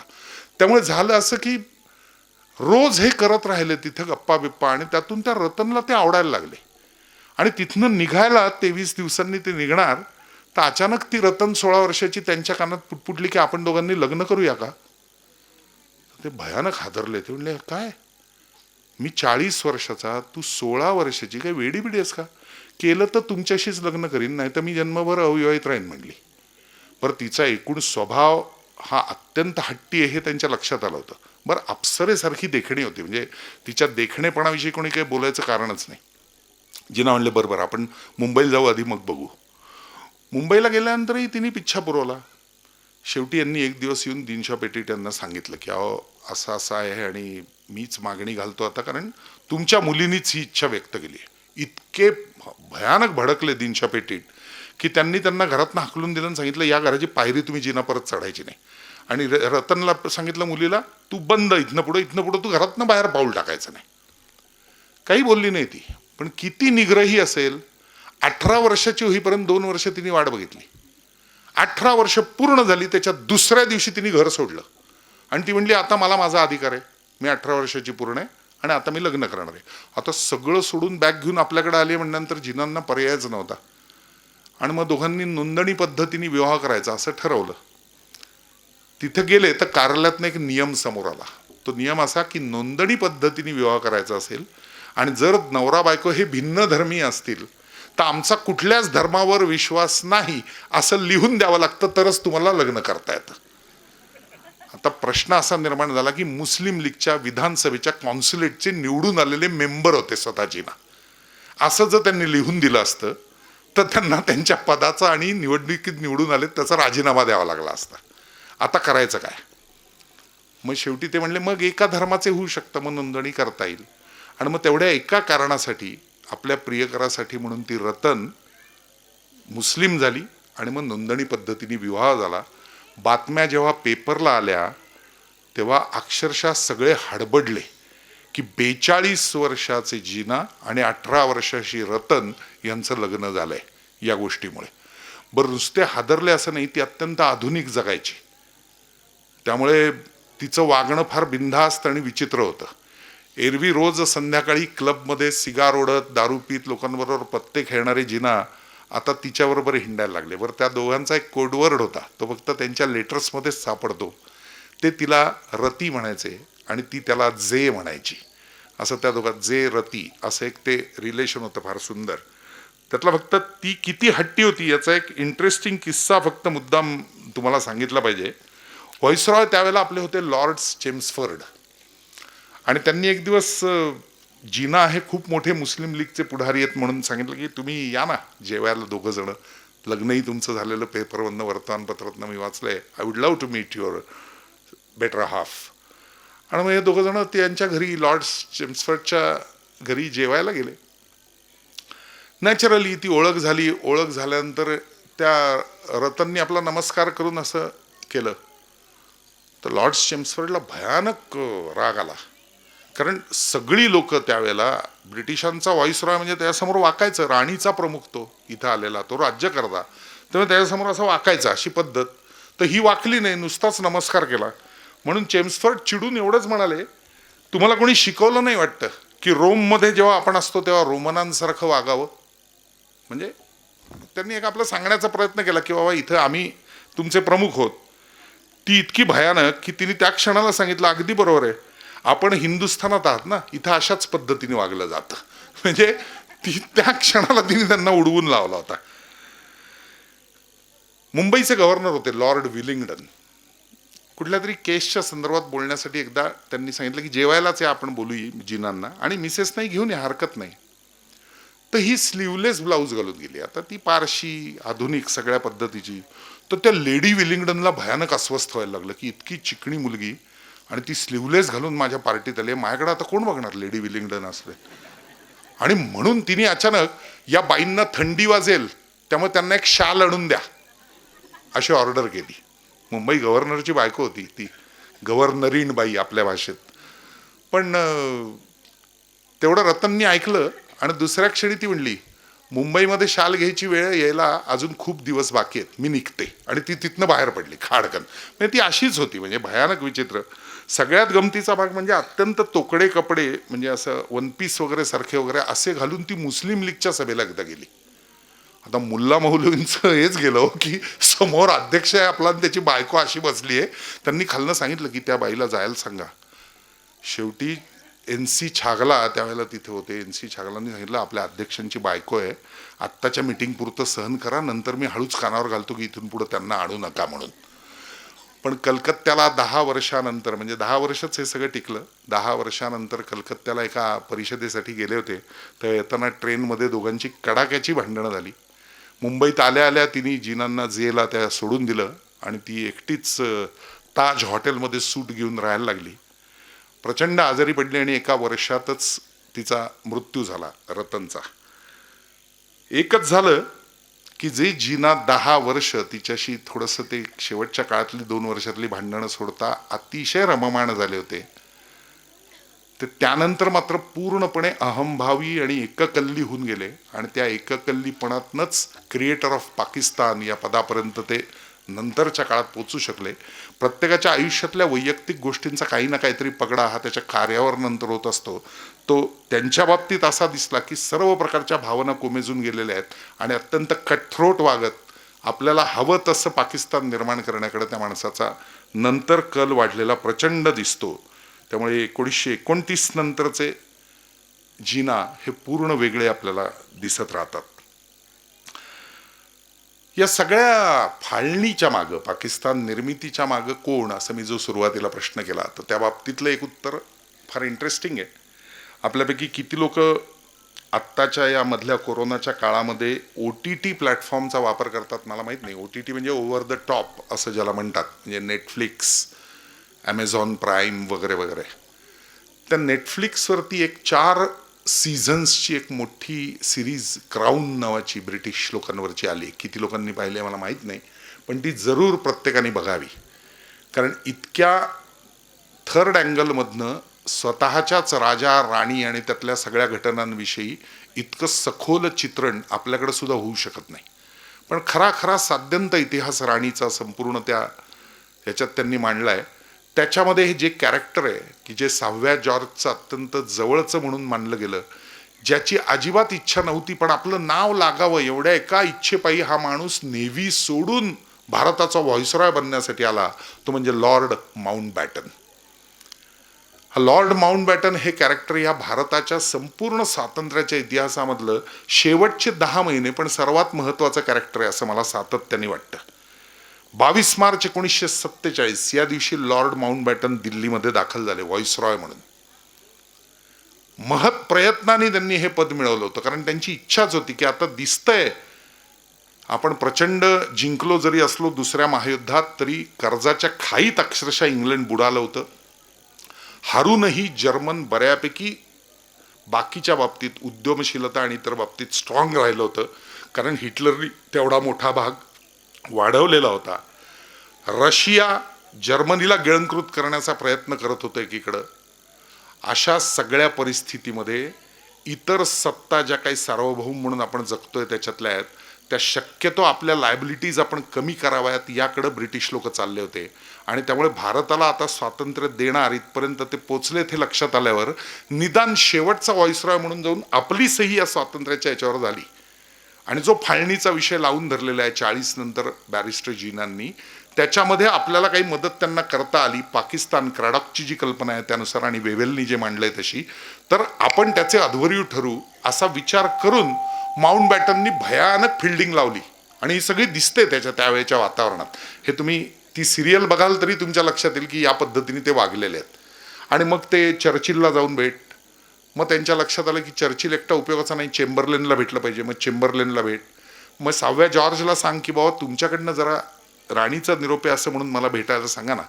अशा सगळ्या प्रकारे त्यांनी कुठलाही घटना समितीचा म्हणजे मसुदा तयार नाही, कुठल्याही प्रकारचा अभ्यास नाही, आयुष्य जवळजवळ 28 वर्ष नेव्हीमध्ये काढलेली हा माणूस अचानक व्हॉइसरॉय बनून इथे आला.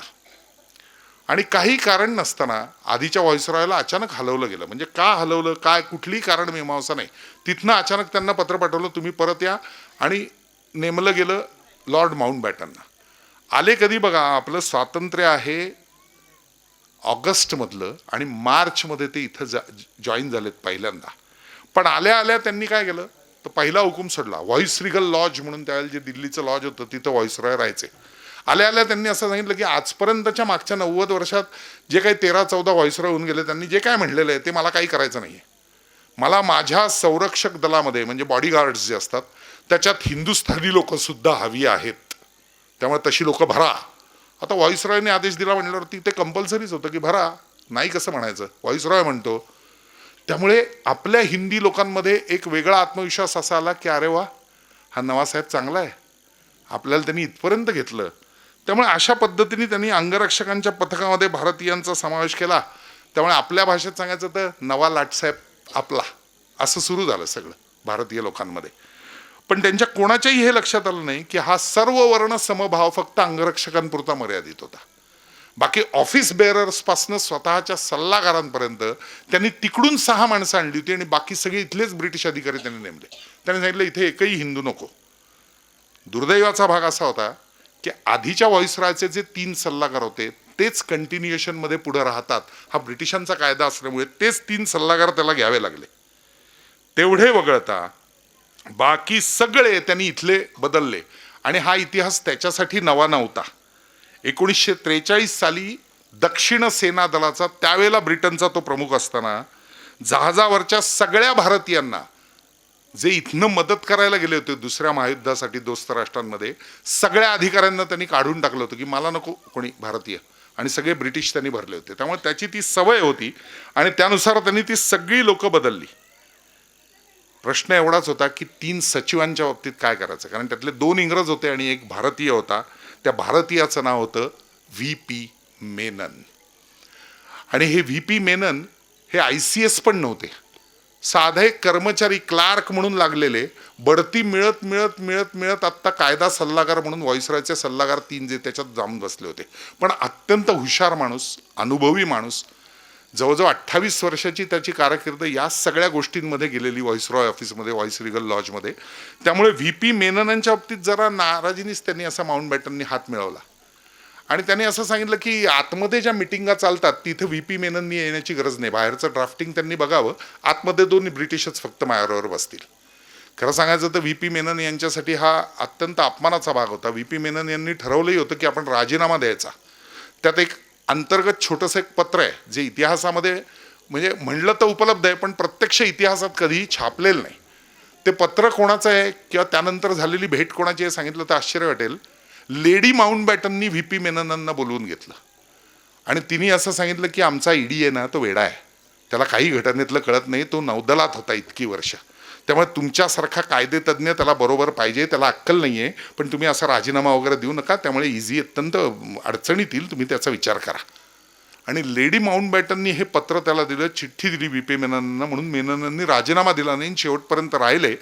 त्याचा एकच फायदा झाला, ब्रिटिशांचा हा सगळा आतला काळा व्यवहार त्यांनी नंतर अत्यंत सविस्तर लिहिला, म्हणून तो आपल्यापर्यंत निदान त्यातले काही भाग आणि काही पत्र आपल्यापर्यंत पोचू शकली.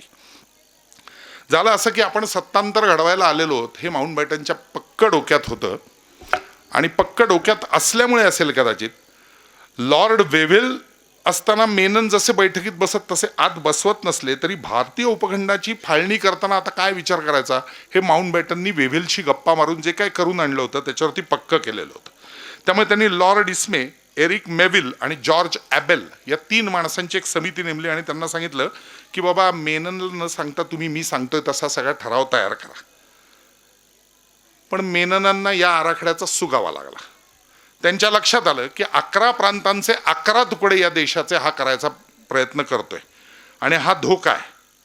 आणि हे सगळं वेवेलनी सांगितल्यामुळे चाललंय हे लक्षात आल्यामुळे मेनन यांनी काय केलं, त्यांनी 1935च्या कायद्यात थोडासा बदल करून 2च देश अस्तित्वात येऊ शकतात, 11 तुकडे करू नका प्रांतांचे, असा एक ठराव स्वतःचा तयार केला. हा ठराव पूर्वीही त्यांनी दिलेला होता क्रिप्स असताना, पण त्यावेळेला माउंटबॅटननी त्याकडे लक्षही दिलं नव्हतं.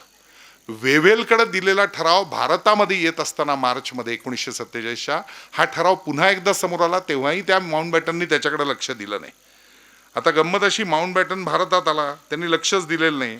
आता डिकीला काही कळत नाही, तुम्ही त्याला सांभाळून घ्या वगैरे सगळं सांगितलं असलं तरी सुद्धा माउंटबॅटननी स्वतःचाच ठराव पुढे नेला. दुर्दैवाने असं झालं की सिमल्यामध्ये तो विश्रांतीसाठी गेला होता, तिथं त्यांनी नेहरूंना बोलवून घेतलं माउंटबॅटननी. आता हे बोलवून घेतलं का नेहरू बरोबरच होते हे माहीत नाही. त्याचं कारण जाताना लेडी माउंटबॅटनही तिकडे गेलेल्या होत्याच आणि त्याविषयीचा सगळा पत्रव्यवहार सगळ्या जगाला माहिती आहे. नुसता पत्रव्यवहार नाही, त्याविषयीचे अत्यंत भयानक असे म्हणजे आपल्याला संताप आणतील असे फोटोही उपलब्ध आहेत. पण आणि माउंटबॅटनची डायरी उपलब्ध आहे की ज्या डायरीत त्यांनी कित्येकदा असे लिहिलेलं आहे की today I retired early from my office but as I knew that mister Nehru is already out of station with my wife, असं स्वच्छ लिहिलेलं आहे. त्यामुळे हे सगळे पुरावे उपलब्ध आहेत की जे त्यांनीच लिहिलेले आहेत. पण तिथे बोलवून घेतल्यानंतर माउंटबॅटनने असं सांगितलं की मी एक ठराव केलाय तयार सगळा, तो जरा वाचा, असं म्हणून कागद दिले. नेहरूंनी रात्री बेडरूममध्ये जाऊन ते वाचले आणि कृष्ण मेननला तिथनंच फोन केला आणि उठवलं, म्हणले इकडे या माझ्या रूममध्ये ताबडतोब.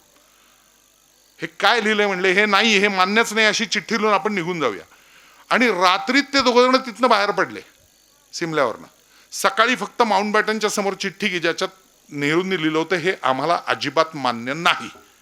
आता तो भयानक दचकला की आपण एकीकडं हा ठराव भारत मंत्री आणि या सगळ्यांकडं आणि तिकडं इंग्लंडला पाठवणार होतो. आता हा जर ठराव इथंच काँग्रेसने फेटाळला हे कळलं तर आपला हसवणार, आता काय करायचं. आणि मग त्यांनी घाईघाईत मेननांना सांगितलं, तुम्ही एक कसला तरी ठराव केला होता ना.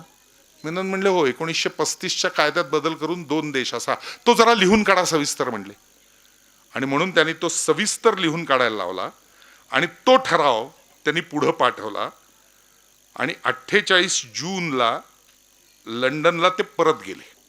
म्हणजे इथलं सगळं संपून स्वातंत्र्य आणि सगळं आणि फाळणी परत गेल्यानंतर 29 जून 1948ला हिंदुस्थानातल्या सत्तांतराबाबत त्यांचं एक व्याख्यान ठेवलं होतं लंडनमधल्या सेंट्रल हॉलला. जवळजवळ 1.5 तास तिथं ते बोलले. पण या 1.5 तासात जो ठराव ज्यातनं पाकिस्तान आणि भारताची निर्मिती झाली फाळणीचा, हा मूळ ठराव 1935च्या कायद्यात बदल करून व्ही.पी. मेननांनी शेवटी दिला होता सविस्तर. याचं मेननांचा उल्लेख अवाक्षरांनी त्या माणसांनी केला नाही. सगळीकडे फक्त हे मी केलंय असं सांगण्याचा प्रयत्न त्यांनी केला आणि माउंटबॅटनचं नाव त्यामुळे तिथे लागलं. खरं तर हे व्ही.पी. मेननांचं कार्य होतं. त्यातला दुसरा भाग काश्मीर प्रश्नाचा मी जो म्हणलो तो भाग असा की काश्मीर नरेश हरिसिंग यांच्यामुळे हे गोत्यात आलं असं आपल्याला इतिहासात शिकवलं जातं. वस्तुस्थिती अशी होती की काश्मीर नरेशनी कुठलाच पर्याय दिलेला नव्हता. जे 3 पर्याय क्रिप्सनी दिले की बाबा मी स्वतंत्र व्हायचं का मी पाकिस्तानात जायचं का मी हिंदुस्थानात राहायचं, यातला कुठलाही पर्याय दिला नव्हता. आणि याचं कारण काय, तर याचं कारण एकच की या सगळ्या योजनेला मूर्त स्वरूप देण्याच्या आधी लॉर्ड माउंटबॅटन आणि लेडी माउंटबॅटन हरिसिंगांना भेटायला गेले होते. किती दिवस, 6 दिवस. आणि 6 दिवस रोज भेटून तो एवढंच सांगायचा, काश्मीरचं हित खरं तर पाकिस्तानात समाविष्ट होण्यातच आहे. बघा मी आपलं सांगतोय तुम्हाला, या उपर तुम्हाला स्वतंत्र राहायचं असेल तर स्वतंत्र राहा, हिंदुस्थानात राहायचं असेल तरी कोणी काही ऑब्जेक्शन केलं असं माझं मत नाही. पण मी तुम्हाला एकच सांगतो, पाकिस्तान अस्तित्वात येईपर्यंत तुम्ही काही जाहीरच करू नका. हे स्वतः माउंटबॅटनच त्याला सांगत होते. 23 तारखेला ते तिथनं परत निघाले जुलैच्या. हे परत निघत असताना त्यांनी ठरवलं होतं की हरिसिंगाची शेवटची भेट घ्यायची. हरिसिंगांनी निरोप पाठवला, माझं प्रचंड पोट दुखतंय त्यामुळे मला काही येता येणार नाही, तुम्ही जा परत दिल्लीला. आणि माउंटबॅटन दिल्लीला परत आले आणि त्यांनी सांगितलं की काय हरिसिंगांनी काही बाजूच घेतली नाही, पोट दुखतंय असं सांगून त्यांनी हे केलं. हरिसिंगांनी आपल्या डायरीत असं लिहून ठेवलंय, हा माणूस फक्त 24 तास मला पाकिस्तानात समाविष्ट व्हा असंच सांगतोय आणि माझी ती इच्छा नाही. मग त्याच्याकडे उगाच जाऊन चर्चा करण्यात काय अर्थ होता? कदाचित त्यांनी माझ्याकडनं वदवून घ्यायचा प्रयत्न केला असता, ते मला नको होतं, म्हणून मी त्याच्या पोटदुखीचं कारण देऊन त्याची भेट टाळली, असं हरिसिंगांनी स्वच्छ लिहून ठेवलंय. झालं असं, हा इकडं आला. इकडे येऊन त्यांनी सांगितलं की बाबा हरिसिंगांनी मला आत्तापर्यंत काहीच निर्णय दिलेला नाहीये, अशा परिस्थितीमध्ये आता आपण काय करायचं? आणि मग त्यांनी निर्णय घेतला की ठीक आहे, ठरलंय त्याप्रमाणे 14 ऑगस्टला पाकिस्तान आणि 15 ऑगस्टला भारत यांची निर्मिती आपण करू, त्यावेळेला बघू हरिसिंग काय भूमिका घेतात ती. त्यामुळे महाराजांनीच जर निर्णय केलेला नाही तर आपण कशाला आत्ता त्याच्यात क्या? कसं आहे, हरिसिंगांनी निर्णय घेतला नाही, हरिसिंगांनी निर्णय घेतला नाही असं तो वारंवार 11 ऑगस्टच्या घटना समितीच्या बैठकीपर्यंत सांगत राहिला माउंटबॅटन. आणि आपल्याकडे असं असतं, एखादी गोष्ट 100 वेळा 30 सांगितली की ती खरी वाटायला लागते शेवटी. त्याप्रमाणे लोकांना वाटायला लागली वा हरिसिंगच असं काहीतरी वागतोय, हरिसिंगांनीच maximum flesh out of blood काढण्याचा प्रयत्न केलेला दिसतोय, असा आपल्यापर्यंत इतिहास सातत्याने येतो. बहुमतावरती नंतर निर्णय होईल हा विश्वास माउंटबॅटनला होता. कारण नेहरूंनी असं म्हणलं होतं की नुसता प्रांत कुठे समाविष्ट होणार किंवा हे असं नाही होता कामा, त्यातल्या लोकसंख्येने पण मत सांगितलं पाहिजे की आम्हाला कुठं समाविष्ट व्हायचं आहे. आणि मग तिथलं बहुमत हे मुसलमान असल्यामुळे निश्चितच ते पाकिस्तानकडे जाईल ह्याच्यावरती माउंटबॅटनचा विश्वास असल्यामुळे, हरिसिंग हे होऊ देणार नाही हे माहीत असल्यामुळे तो हरिसिंगाला शेवटपर्यंत झुलवत ठेवलं आणि सांगितलं की तुम्ही नकाच सांगू आत्ता तुमचं, तुम्ही नकाच सांगू आत्ता तुमचं. ही त्यातली वस्तुस्थिती होती. झाली गंमत अशी, फ्रीडम ॲट मिडनाईट नावाचं पुस्तक जे आहे त्याच्यामध्ये लॅरी कॉलिन्स आणि डॉमिनिक लॅपिये या दोघांनी एक मुलाखत घेतलेली आहे. त्या मुलाखतीमध्ये माउंटबॅटननी सगळं मांडलंय आणि त्याच्यात त्यांनी स्पष्ट शब्दात असं म्हणलंय की पटेल कुठल्याही प्रकारचा विरोध करणार नाहीत असं वल्लभभाईंनी मला आश्वासन दिलेलं आहे. हिंदू असूनही हरिसिंहांना पाकिस्तानमध्ये गेल्यानंतर सन्मानाची वागणूक दिली जाईल असं जिनांनी मला अभिवचन दिलेलं आहे, असं मी त्यांना मुद्दामच सांगितलं, असं स्वतःच त्यांनी मुलाखतीत सांगितलं. हे काही संबंध नव्हता, पण मी हरिसिंगांना दोन्ही बाजूनी काय सांगितलेलं आहे हे त्यांनी त्या मुलाखतीत सांगितलं. साधारणतः 1947च्या ऑक्टोबरमध्ये म्हणजे स्वातंत्र्यानंतर मेहरचंद महाजन यांची पंतप्रधानपदी नेमणूक झाली होती. पंतप्रधान कुठले? काश्मीरचे. 2 निशान 2 पंतप्रधान हे होता कामा नयेत यासाठीचा लढा होता. ते कारण काश्मीरला वेगळा अधिकार दिला गेला म्हणून पंतप्रधान झाले होते. त्यांनी त्या महाजनांनी जे नंतर सुप्रीम कोर्टाचे जज झाले आणि नंतर सुप्रीम कोर्टाचे सगळ्यात मोठे हे झाले, त्या महाजनांनी आपल्या आठवणी लिहिल्या आहेत. त्यांचंही पुस्तक आहे. त्या पुस्तकात त्यांनी असं म्हणलं की लॉर्ड माउंटबॅटनची मी भेट घेतली तेव्हा त्यांनी मला स्पष्टपणे हे सांगितलं होतं की मी हरिसिंगांना पाकिस्तानात समाविष्ट व्हा असं सांगण्यासाठी त्यांच्या मनाची तयारी करण्यासाठी तिथं गेलेलो होतो, पण त्यांनी मला काही प्रतिसादच दिला नाही. आता दुर्दैवाचा भाग असा आहे की मेहरचंदांनी पंतप्रधानपद महाजनांनी स्वीकारल्यानंतर 10 दिवसात टोळीवाल्यांनी काश्मीरवरती हल्ला केला होता. 10 दिवसात. आणि हरिसिंगांनी लगेच डिक्लेअर केलं की मी भारतात समाविष्ट होतोय आणि वल्लभभाई पटेलांना त्यांनी सांगितलं ताबडतोब सैन्य पाठवा, कारण काश्मीरी टोळ्या घुसलेल्या आहेत सगळ्या पाकिस्तानच्या आमच्यामध्ये आणि त्या आपला सगळा भूभाग अस्वस्थपणे आत्ता ताब्यात घ्यायच्या प्रयत्नात आहेत. श्रीनगरच्या राजवाड्यावरती येऊन त्यांना पाकिस्तानचा ध्वज फडकवायचा आहे, चांद तारा. आता यातला एक ध्वजाचा विषय निघाला म्हणून एक गमतीचा भाग सांगतो. त्रिसदस्यीय समितीची पहिली ज्यावेळेला बैठक होऊन त्यांचा ठराव काँग्रेसनी फेटाळला, त्यानंतर काही काळ काहीच काम नव्हतं माउंटबॅटनना, 15-20 दिवस. कारण तो ठराव फेटाळला गेला आहे, आपण तो वरती पाठवला आहे, तिकडून तो यायचा आहे. बरं, दुसऱ्या महायुद्धाचे दिवस आहेत, ते संपलेलं आहे आणि सगळ्या इलेक्शन चालू आहे इंग्लंडमध्ये. आता करायचं काय? म्हणून दोन्ही देश निर्माण झाले तर त्यांचे ध्वज कसे असावेत याचं डिझायनिंग करायला घेतलं होतं मधल्या काळात या माणसाने. आणि त्यांनी दोन्ही देशांचे ध्वज तयार केले. आपला पूर्वीचा तिरंगा जो होता त्याच्यात भगवा नव्हता, मरून कलर होता, डार्क, मध्ये पांढरा खाली हिरवा, हे बरोबर आहे, पण मध्यभागी चरखा होता. आता चरखा हे वैयक्तिक उद्योगशीलतेचं प्रतीक आहे, एखाद्या देशाचं मोठं होऊ शकत नाही, म्हणून त्यांनी तो बदलून टाकला, चरखा काढून टाकला. आणि करावं काय तर 2/3 भाग हा या झेंड्याचा ठेवला आणि उजवीकडचा एक कोपरा मोठा हा त्याच्यामध्ये मात्र त्यांनी त्यांचा ब्रिटिश ध्वज काढला आणि नेहरूंच्या पुढे नेलो. नेहरूंची सणकलीच की हे काय आहे? नाही म्हणे, तुम्ही आमच्याच सार्वभौम सत्तेचे भाग राहणार आहात शेवटपर्यंत. त्यामुळे म्हणले मी करताना असं केलंय की आमचा ध्वज तुमच्या बरोबर ठेवलाय. सर्व देशांच्या बाबतीत आफ्रिकेपासून असंच डिझाईन आहे आणि अगदी पाकिस्तानच्या बाबतीतही मी हेच केलेलं आहे. म्हणून पाकिस्तानचाही स्वतःच एक ध्वज काढला, त्याच्यात चांद तारा, तो चांद वगैरे सगळा दाखवला आणि तिथे पुन्हा असा, पण तिथे काढताना त्यांचा ध्वज छोटा केला त्यांनी, 1.5च केला. आपल्याकडे 1/3 होता आपल्या झेंड्यामध्ये. तर तो म्हणला काय नेहरू समजून घेतील, ते जरा कडवे आहेत त्यामुळे ते समजून घेणार नाही. अर्थात जिनांनी बघितलं आणि जिना म्हणले की मी आमच्या मुस्लिम लीगच्या कमिटी पुढे मांडतो, मी काय असं ठरवू शकत नाही झेंडा कुठला असावा वगैरे, एकटा घटना समिती ठरवेल. याला उत्सुकता आपला झेंडा काय होतोय नाही होतोय, कारण त्याची दुसरी इच्छा अशी होती की दोन्ही देशांचं गव्हर्नर जनरल पद आपल्याकडे असावं. म्हणजे निर्मितीनंतर व्हॉइसरॉय म्हणून मी रिटायर्ड होईन आणि मी भारताचाही आणि पाकिस्तानचाही गव्हर्नर जनरल म्हणून राहील. आता काय करायचं? मग काही नाही, त्यांनी सारखा पिच्छा पुरवला. तर नेहरूंनी स्वच्छ शब्दात सांगितलं की आम्ही काही तुमच्या ब्रिटिश सत्तेचे सहभागी होणार नाही आहोत, त्यामुळे आम्हाला तुमचा ध्वज आमच्या ध्वजामध्ये मान्यच नाही, त्यामुळे तो काढून टाका. आणि सारनाथचा अत्यंत पवित्र असं जे अशोक चक्र आहे अशोक स्तंभावरचं, ते आमचं आधीच ठरलेलं आहे घटना समितीत, त्यामुळे तेच मध्यभागी राहील, बाकी तुमचं काही आम्हाला नको आहे. आणि आम्ही रंगपचे ठरवलेले आहेत. विषय संपला. मादाम कामांनी जो हुमरुल लीगच्या काळात तयार केलेला ध्वज होता त्यातला भगवा आम्ही घ्यायचा ठरवला आहे मरूनच्या जागी, बाकी हे 2 तसेच राहणार आणि निळं हे राहणार, सगळं ठरलंय. म्हणजे संपला विषय. आता कुठल्याही परिस्थितीमध्ये नेहरू आपल्याला गव्हर्नर जनरल होऊ देणार नाहीत हे त्याच्या लक्षात आलं. मग तो जिनांच्या मागे लागला. दुर्दैवाने हे झेंड्याचं प्रकरण झालं, जिनांनी कुठल्याच त्यांच्या घटना समितीसमोर वगैरे हा झेंडा ठेवला नाही. पण उगाच त्याला असं सांगितलं 8 दिवसानंतर की नाही मी ठेवला होता, पण कसं आहे ना, चांद तारा आमचा आहे त्याच्या शेजारी क्रॉस बरा वाटत नाही म्हणले, आणि त्यामुळे असं ठरलंय की नाही घ्यायचं. म्हणजे हे ठीक आहे, पण ठीक आहे ते नाही घ्यायचं.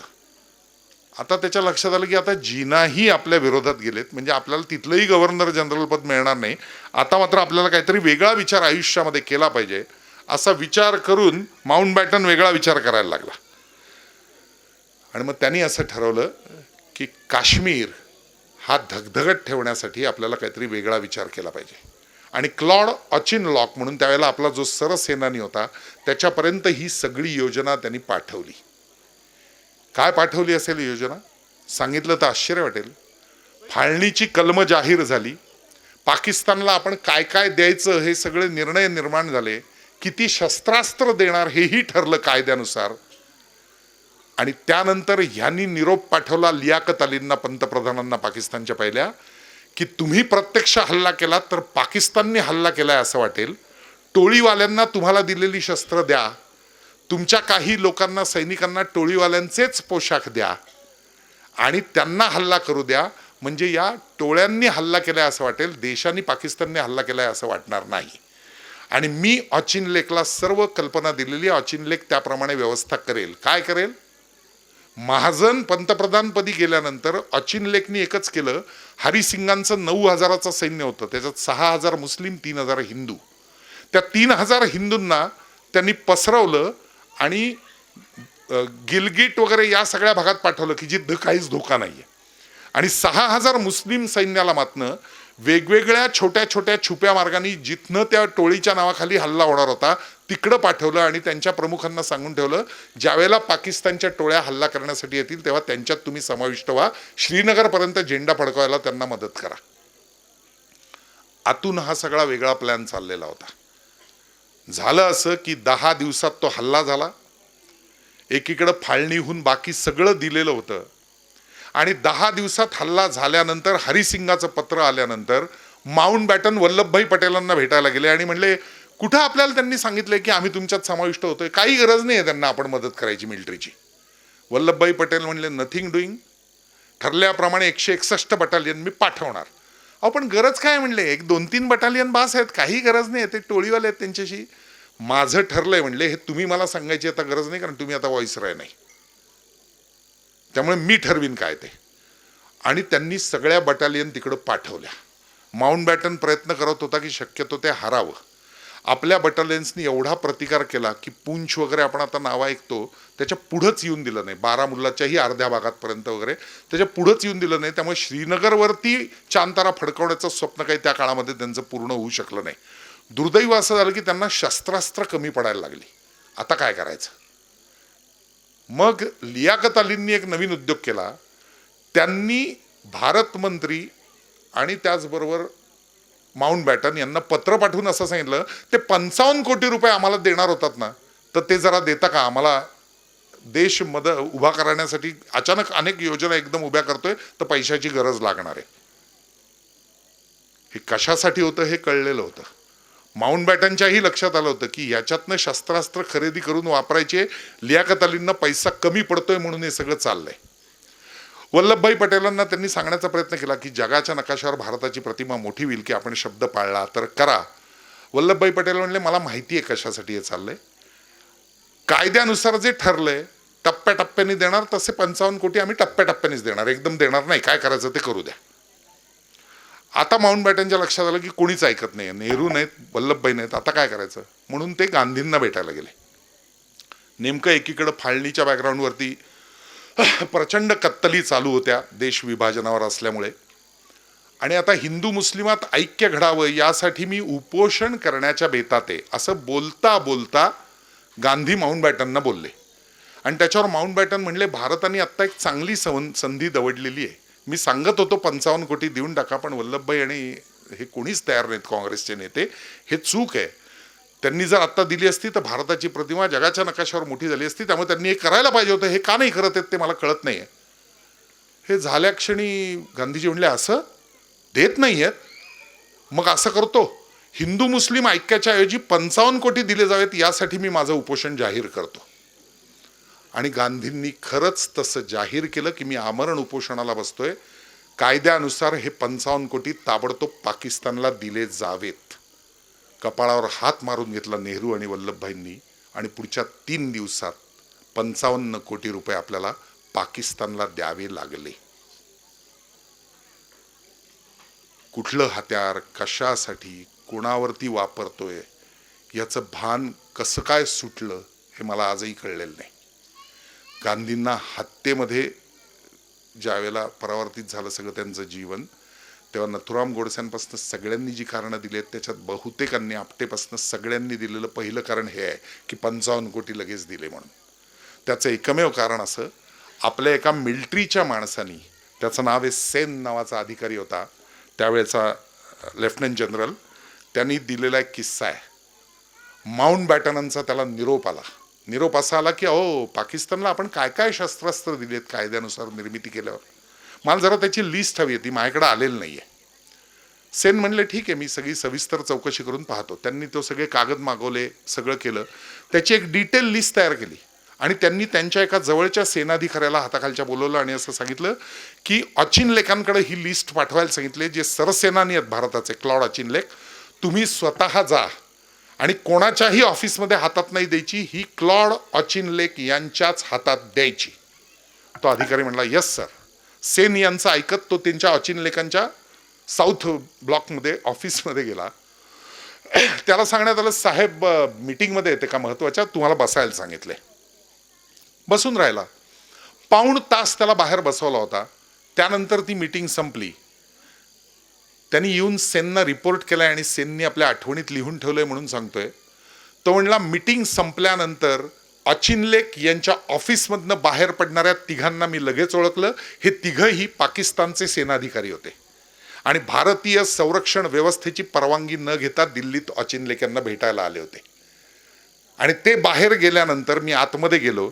काय काय शस्त्रास्त्र त्याच्या डिटेलचा कागद पुढे झुकून मी देत असताना माझ्या आणखीन एक गोष्ट लक्षात आली की अचिनलेक यांच्या टेबलवर काश्मीरचा सगळ्यात मोठा नकाशा पसरलेला होता आणि त्याच्यावर काही लाल खुणा झालेल्या होत्या. कुठनं हल्ला होणार आहे, कसा होणार आहे याचं प्लॅनिंग भारतात बसून काश्मीरच्या हल्ल्याविषयी 3 पाकिस्तानी अधिकारी आणि अचिनलेक यांनी केलं होतं. आणि हे मला माहीत नव्हतं असं माउंट बॅटन यांनी नंतर सांगितलं. त्यातला सगळ्यात वाईट भाग असा, हरिसिंहांची चिठ्ठी आल्यानंतर याच सेन यांनी लिहून ठेवलंय, आमच्या बटालियन्स काश्मीरमध्ये पोचल्या काश्मीर वाचवण्यासाठी. वेगवेगळ्या सर्वेक्षण ऑफिसेसमध्ये जाऊन आम्ही नकाशे शोधायला लागलो, तेव्हा काश्मीरचा एकही नकाशा कुठल्याही पद्धतीचा आमच्या हातात आला नाही. आम्ही चौकशी केल्यानंतर असं सांगण्यात आलं, फाळणीनंतर पाकिस्तानला गरज लागेल म्हणून सर्व नकाशे आधीच पाकिस्तानला देण्यात आलेले आहेत.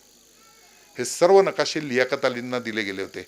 काश्मीरचा एकही नकाशा आपल्या मिलिटरी ऑफिसरच्या समोर नव्हता.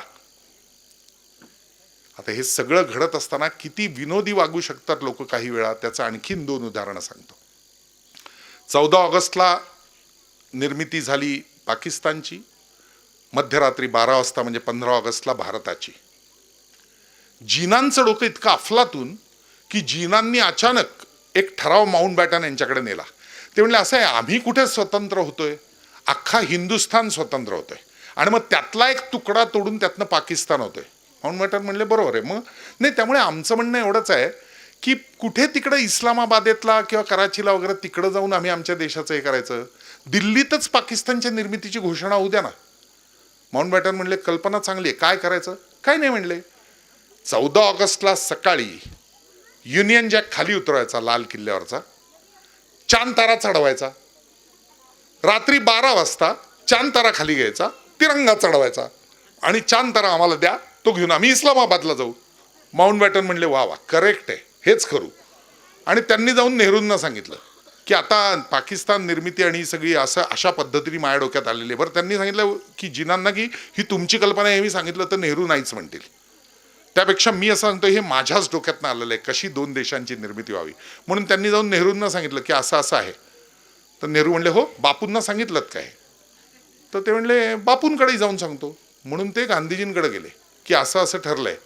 गांधीजी म्हणले जर हिंदू मुस्लिम ऐक्यातनं साधणार असेल तर माझी तयारी आहे. वल्लभभाई पटेल, नेहरू, सगळेजण, राजगोपालाचारी आडवे पडलेत. म्हणले नथिंग डुईंग. आयुष्यात ही नोंद कायमची होईल की लाल किल्ल्यावर युनियन जॅक खाली उतरल्यानंतर पहिला चांद तारा फडकला होता, हे चालणार नाही. त्यांना जे करायचं ते इस्लामाबादेत करू दे. झालं, बोंबललं. त्यांनी येऊन सांगितलं जिनांना, नाही हे ऐकतच नाहीत, आडवेच पडले तारुणीसारखे, आता काय. मग लियाकत अलींच्या डोक्यात दुसरी कल्पना आली. लियाकत अलींना लाल किल्ला भयानक आवडायचा. 1606ला शहाजहाननी बांधलेला किल्ला, पुढे 200 वर्ष मुघलांची सत्ता, आलमगीर तिथं बसून गेले सगळे. शेवटचा बहादूरशाह जफर, त्याला अटक इंग्रजांनी तिथंच केलेली, शेवटचा तिथला मुघल सम्राट. त्यामुळे त्याच्याविषयी भयानक प्रेम. अमीर खुसरोनी त्यातल्या दिवाणे खास विषय असं लिहिलेलं की जगात जर स्वर्ग या पृथ्वी तलावर कुठे असेल तर तो फक्त इथेच आणि इथेच. त्यामुळे ते भयानक प्रेम लियाकत अलींना. त्यामुळे लियाकत अली असं म्हणले की अहो, आमच्या मुस्लिम लीगची एक ऑफिस जे आहे ते लाल किल्ल्याच्या आतच आहे. आता स्वतंत्र भारत निर्माण झाल्यानंतर तुम्हाला वेगवेगळे दूतावास निर्माण करावं लागणार, राजदूत निर्माण होणार वेगवेगळ्या देशांचे. तर पाकिस्तानचा दूतावास म्हणून याच आमच्या कचेरीचं रूपांतर करून टाका. माउंट बॅटन म्हणले कल्पना चांगली आहे, पण हे कशासाठी? मी दुसरीकडे दूतावासाला जागा देत असताना लाल किल्ल्यातच का? ते म्हणले आमचा दूतावास तिथे आहे म्हणल्यानंतर चांद तारा कायम लाल किल्ल्यावर राहील म्हणले, म्हणून ही कल्पना आहे. माउंट बॅटन म्हणले मला नाही वाटत या कल्पनेला होकार मिळेल. आणि झालं तसंच. नेहरूंपासून सगळ्यांनी सांगितलं हे होणारच नाही, आम्ही नंतर जागा ठरवू कुठं त्यांना द्यायची ती. आत्ता पाकिस्तानच्या निर्मितीनंतर मुस्लिम लीगची इथली चौकटी हलवायची सगळी, आणि ते पूर्ण आतलं तोडलं गेलं आणि त्यांना रिकामच केलं तिथनं. मग असं वर्णन आहे स्वतः लियाकत अलींनी लिहिलेलं.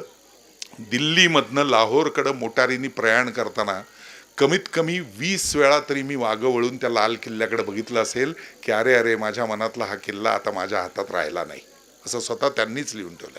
त्यामुळे असे प्रचंड विनोदी गोष्टी या सगळ्या स्वातंत्र्य संग्रामाच्या काळामध्ये घडत होत्या आणि त्याचे परिणाम पुढं अनेक वर्ष दोन्ही देशांना असं मी म्हणणार नाही, कारण त्या देशांनी भोगलेत ते त्यांच्या कर्माने भोगलेत, पण त्यांच्या कर्मामुळे आपल्याला भोगावे लागले असं माझ्या आजही लक्षात येते. आणि याचं एकमेव कारण असं होतं, माउंट बॅटन, ऑचिनलेक, वेव्हेल या सगळ्या माणसांची भारताविषयी असलेली अत्यंत दुस्वासाची पद्धती, असंतोष निर्माण करून काही वेगळं करता येईल यासाठी त्यांनी केलेले कायमचे प्रयत्न, पाकिस्तानची निर्मिती करून कायम भारताला शह देण्यासाठी भारताच्या जवळ एखादं आशिया खंडातलं आपलं लष्करी ठाणं निर्माण व्हावं म्हणून त्यांनी केलेला सगळ्यात मोठा प्रयत्न. आणि दुर्दैवाने ते नंतर अमेरिकेने उभं केलं, ब्रिटिशांचं राहिलंच नाही उभं. हा त्यातला आणखीन एक वाईट भाग. पण या सगळ्याचा परिणाम आपल्याला प्रचंड भोगावा लागला आणि तो आजही काही प्रमाणात भोगावा लागतो. याच्या मागचं एकमेव कारण मी अत्यंत धाडसानी आणि महत्त्वपूर्ण विधान करतोय असं माझं मत आहे. आपण एका उत्सवासाठी जमलोय. हा आपल्या धर्माचा, आपल्या हिंदूंचा उत्सव असा आपण एकीकडे त्याला म्हणतो. अगदी त्रिपुरी पौर्णिमेपासनं सगळं. फुटबॉल नावाचा खेळ आपल्यापैकी बहुतेकांनी पाहिला असेल. दोन्हीकडचे खेळाडू मिळून त्या एका बॉलला लाथा मारत असतात सातत्याने. प्रेक्षागृहातल्या एका माणसाने एकदा असं विचारलं होतं की सगळे मिळून त्या फुटबॉलला लाथा का मारतायत. तर तेव्हा शेजारच्या माणसाने असं उत्तर दिलं की अरे तो वरून कितीही गोंडस दिसला असला तरी आतून तो पोकळ आहे. तो जर भरीव असताना तर कोणाची हिम्मत होती त्याला लाथ मारायची. मला असं वाटतं आपला हिंदू धर्म हा आपण भरून ठेवला आहे. तो ज्या दिवशी भरीव करून आतपासनं त्यानंतर हिम्मत होणार नाही कोणाची तशी लाथ मारायची असं माझं प्रामाणिक मत. आणि त्यासाठी हे असे उत्सव, असा जागर आणि त्यातून आपल्या इतिहासाची काही अवगुंठित राहिलेली पानं पुन्हा उलगडणं आणि त्या निमित्ताने आपल्या पूर्वजांचा उत्तम इतिहास, 600 वर्षांचा इतिहास नाही आहे तो. मोगली सत्तेच्या आधी कित्येक वर्ष काश्मीरपासनं सगळीकडचा हा इतिहास पुन्हा एकदा दृगोच्चर आपल्याकडे व्हायला पाहिजे. सुदैवाने 2022 पासनं नवं शैक्षणिक धोरण येत आहे ज्याच्यामध्ये 4 ओळीत पूर्वी उरकलेले शिवाजी महाराज यांच्यासाठी आता 4 वेगळे धडे देण्यात आलेले आहेत. हा जो बदल आहे, हा बदल जेव्हा आपण मनापासनं स्वीकारू त्यावेळेलाच या सगळ्या गोष्टी होऊ शकतील असं मनापासनं मला वाटतं. आणि त्या बदलासाठी आपल्याकडची जी मूळची शिक्षण पद्धती होती, जी गुरुशिष्य परंपरा ज्यासाठी आज आपण जमलोय ती होती, ही पुन्हा एकदा निर्माण व्हावी. हिंदवी धर्माला पुन्हा एकदा जगाच्या नकाशावर मानाचं स्थान कायमस्वरूपी मिळावं. त्याचं कारण आपण उठून कुठल्याही दुसऱ्या धर्मावर अगोचरपणा करून, दुसऱ्या देशावरती आक्रमण करून त्यांच्या जमिनी गिळंकृत केल्याचा इतिहास नाही. प्रश्न एवढाच आहे, सहिष्णू या शब्दात जे एक षंढत्व आलं होतं ते आपण नकारायची गरज होती. कदाचित आज बऱ्याच लोकांनी तो व्हॉट्सॲप ऐकला असेल की काँग्रेसमुक्त भारत वगैरे. मी काही या राजकारणात पडत नाही आहे, पण एका वर्तमानपत्राने मोठ्या ही बातमी छापली होती की वेगळ्या अर्थी देश आज स्वतंत्र झाला.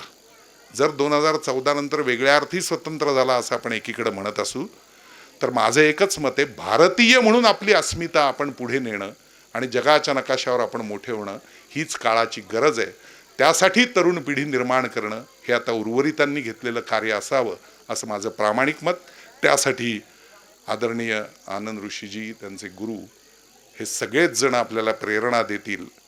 आणि एक एक दिवा जसा आज आपण लावतोय तसा प्रत्येकाच्या मनात एक एक स्फुल्लिंग भारतीयत्वाचं पेटेल हीच अपेक्षा या दिवशी गुरुशिष्यांच्या चरणी वंदन करून माझ्या वाणीला विराम देतो. वंदे मातरम.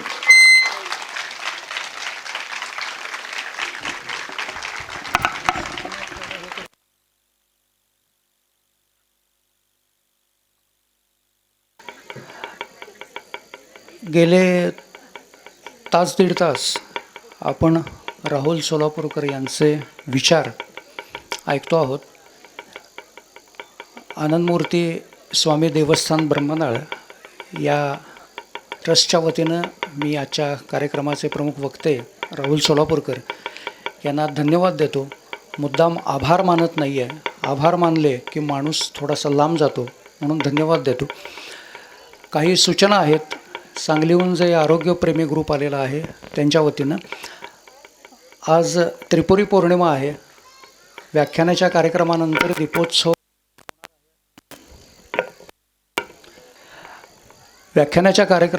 दीपोत्सव होणार आहे म्हणून सांगितलेलं आहे आपल्याला.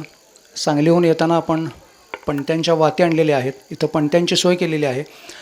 हा पाठीमागला पिंपळाचा जो कट्टा आहे त्याच्या पुढं जी मोकळी जागा आहे तिथं रांगोळीनं काही डिझाईन्स तयार केलेले आहेत. आपण कृपया त्याच्यावरती पणत्या लावायच्या आहेत. पणत्या लावल्यानंतर आरती होणार आहे आणि मग आपण मठामध्ये जायचं आहे. पुढची सूचना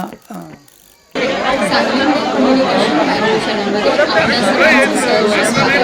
प्रेक्षक हो, आज आपण आलो आहोत ब्रह्मनाळ येथे आणि आता आपण राहुल सोलापूरकर यांचे स्वातंत्र्य संग्रामातील काही अज्ञात गोष्टी याविषयीचा व्याख्यानाचा कार्यक्रम आयोजित केला आहे आणि तो आता आपल्याला सांगली मीडिया मायटिंग चॅनलला पाहायला मिळणार आहे.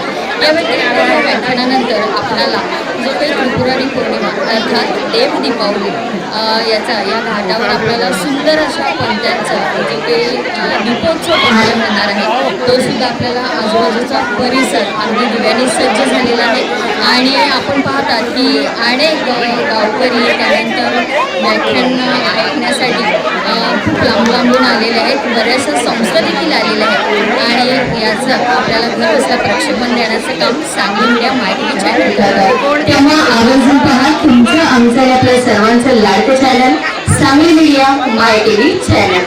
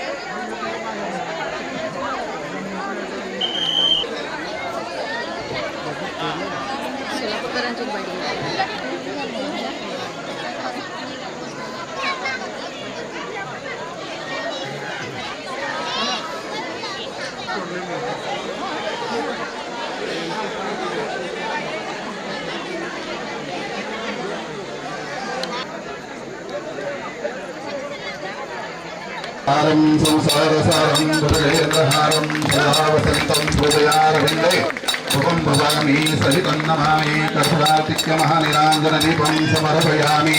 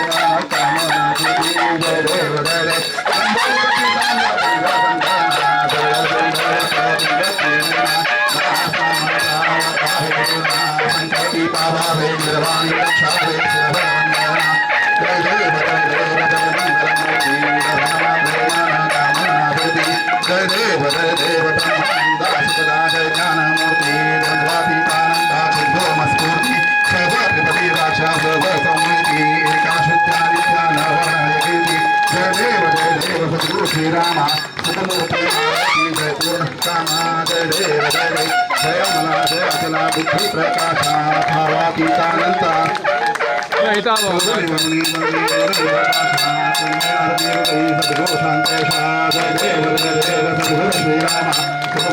आरती जय पूर्ण कामा जय देव जय देव शिवदया रुद्राया सुतर्पनिजदामा भक्तगातीना सतिभवती निज प्रेमा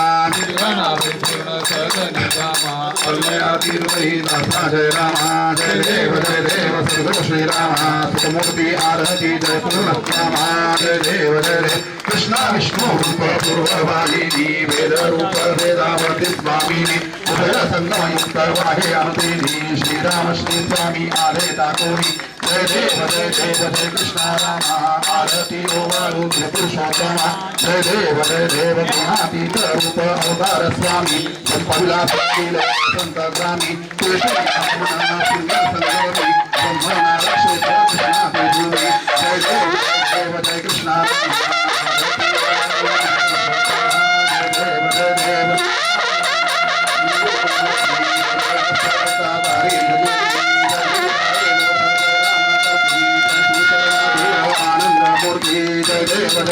जय कृष्णा रामा आरती ओवाळू पुरुषोत्तमा जय देव वेदावती कृष्णा संगम शाश्वत ब्रह्मणा क्षेत्र नाम विख्यात ते रामस्वामी नादे निश्चित सद्गत आनंद राम झाले अद्वैत जय देव जय आनंद मूर्ती आरती पूर्णा भावे सच्चे सुखस्मृती जय देव अवतार समाप्त सांगली गामी म्हणून सद्गुरू आले संगमी नाना वाचत भंगी वाजे सुंदोमी कृष्णे राघवले जय देव मूर्ती आरती पूर्णा भावे सच्चे सुखस्मृती जय देव पवित्राय श्लोकाचे श्रवणा झाले सत्पुरुषांचे हर्षे संपूर्ण पुनरपि मला कृष्णा सहित महती सहित सज्जन जय देव आनंद मूर्ती आरती पूर्णा भावे सच्चे सुखस्मृती जय देव सत्राणे उद्दाने हुंकारवरणी कलिरामण भूमंडल सिंधू जलगदनी कराले सन्मान राजे त्रिभुवनी सुवर्णरणी शाजलता झाल्यापणी जय देव हनुमंता जय प्रसादे नभी उदना प्रसन्न सत्संगाधरी धर्मानी लाखेद कराले परवरत मुच्छेद रामी राम सीता मुख जय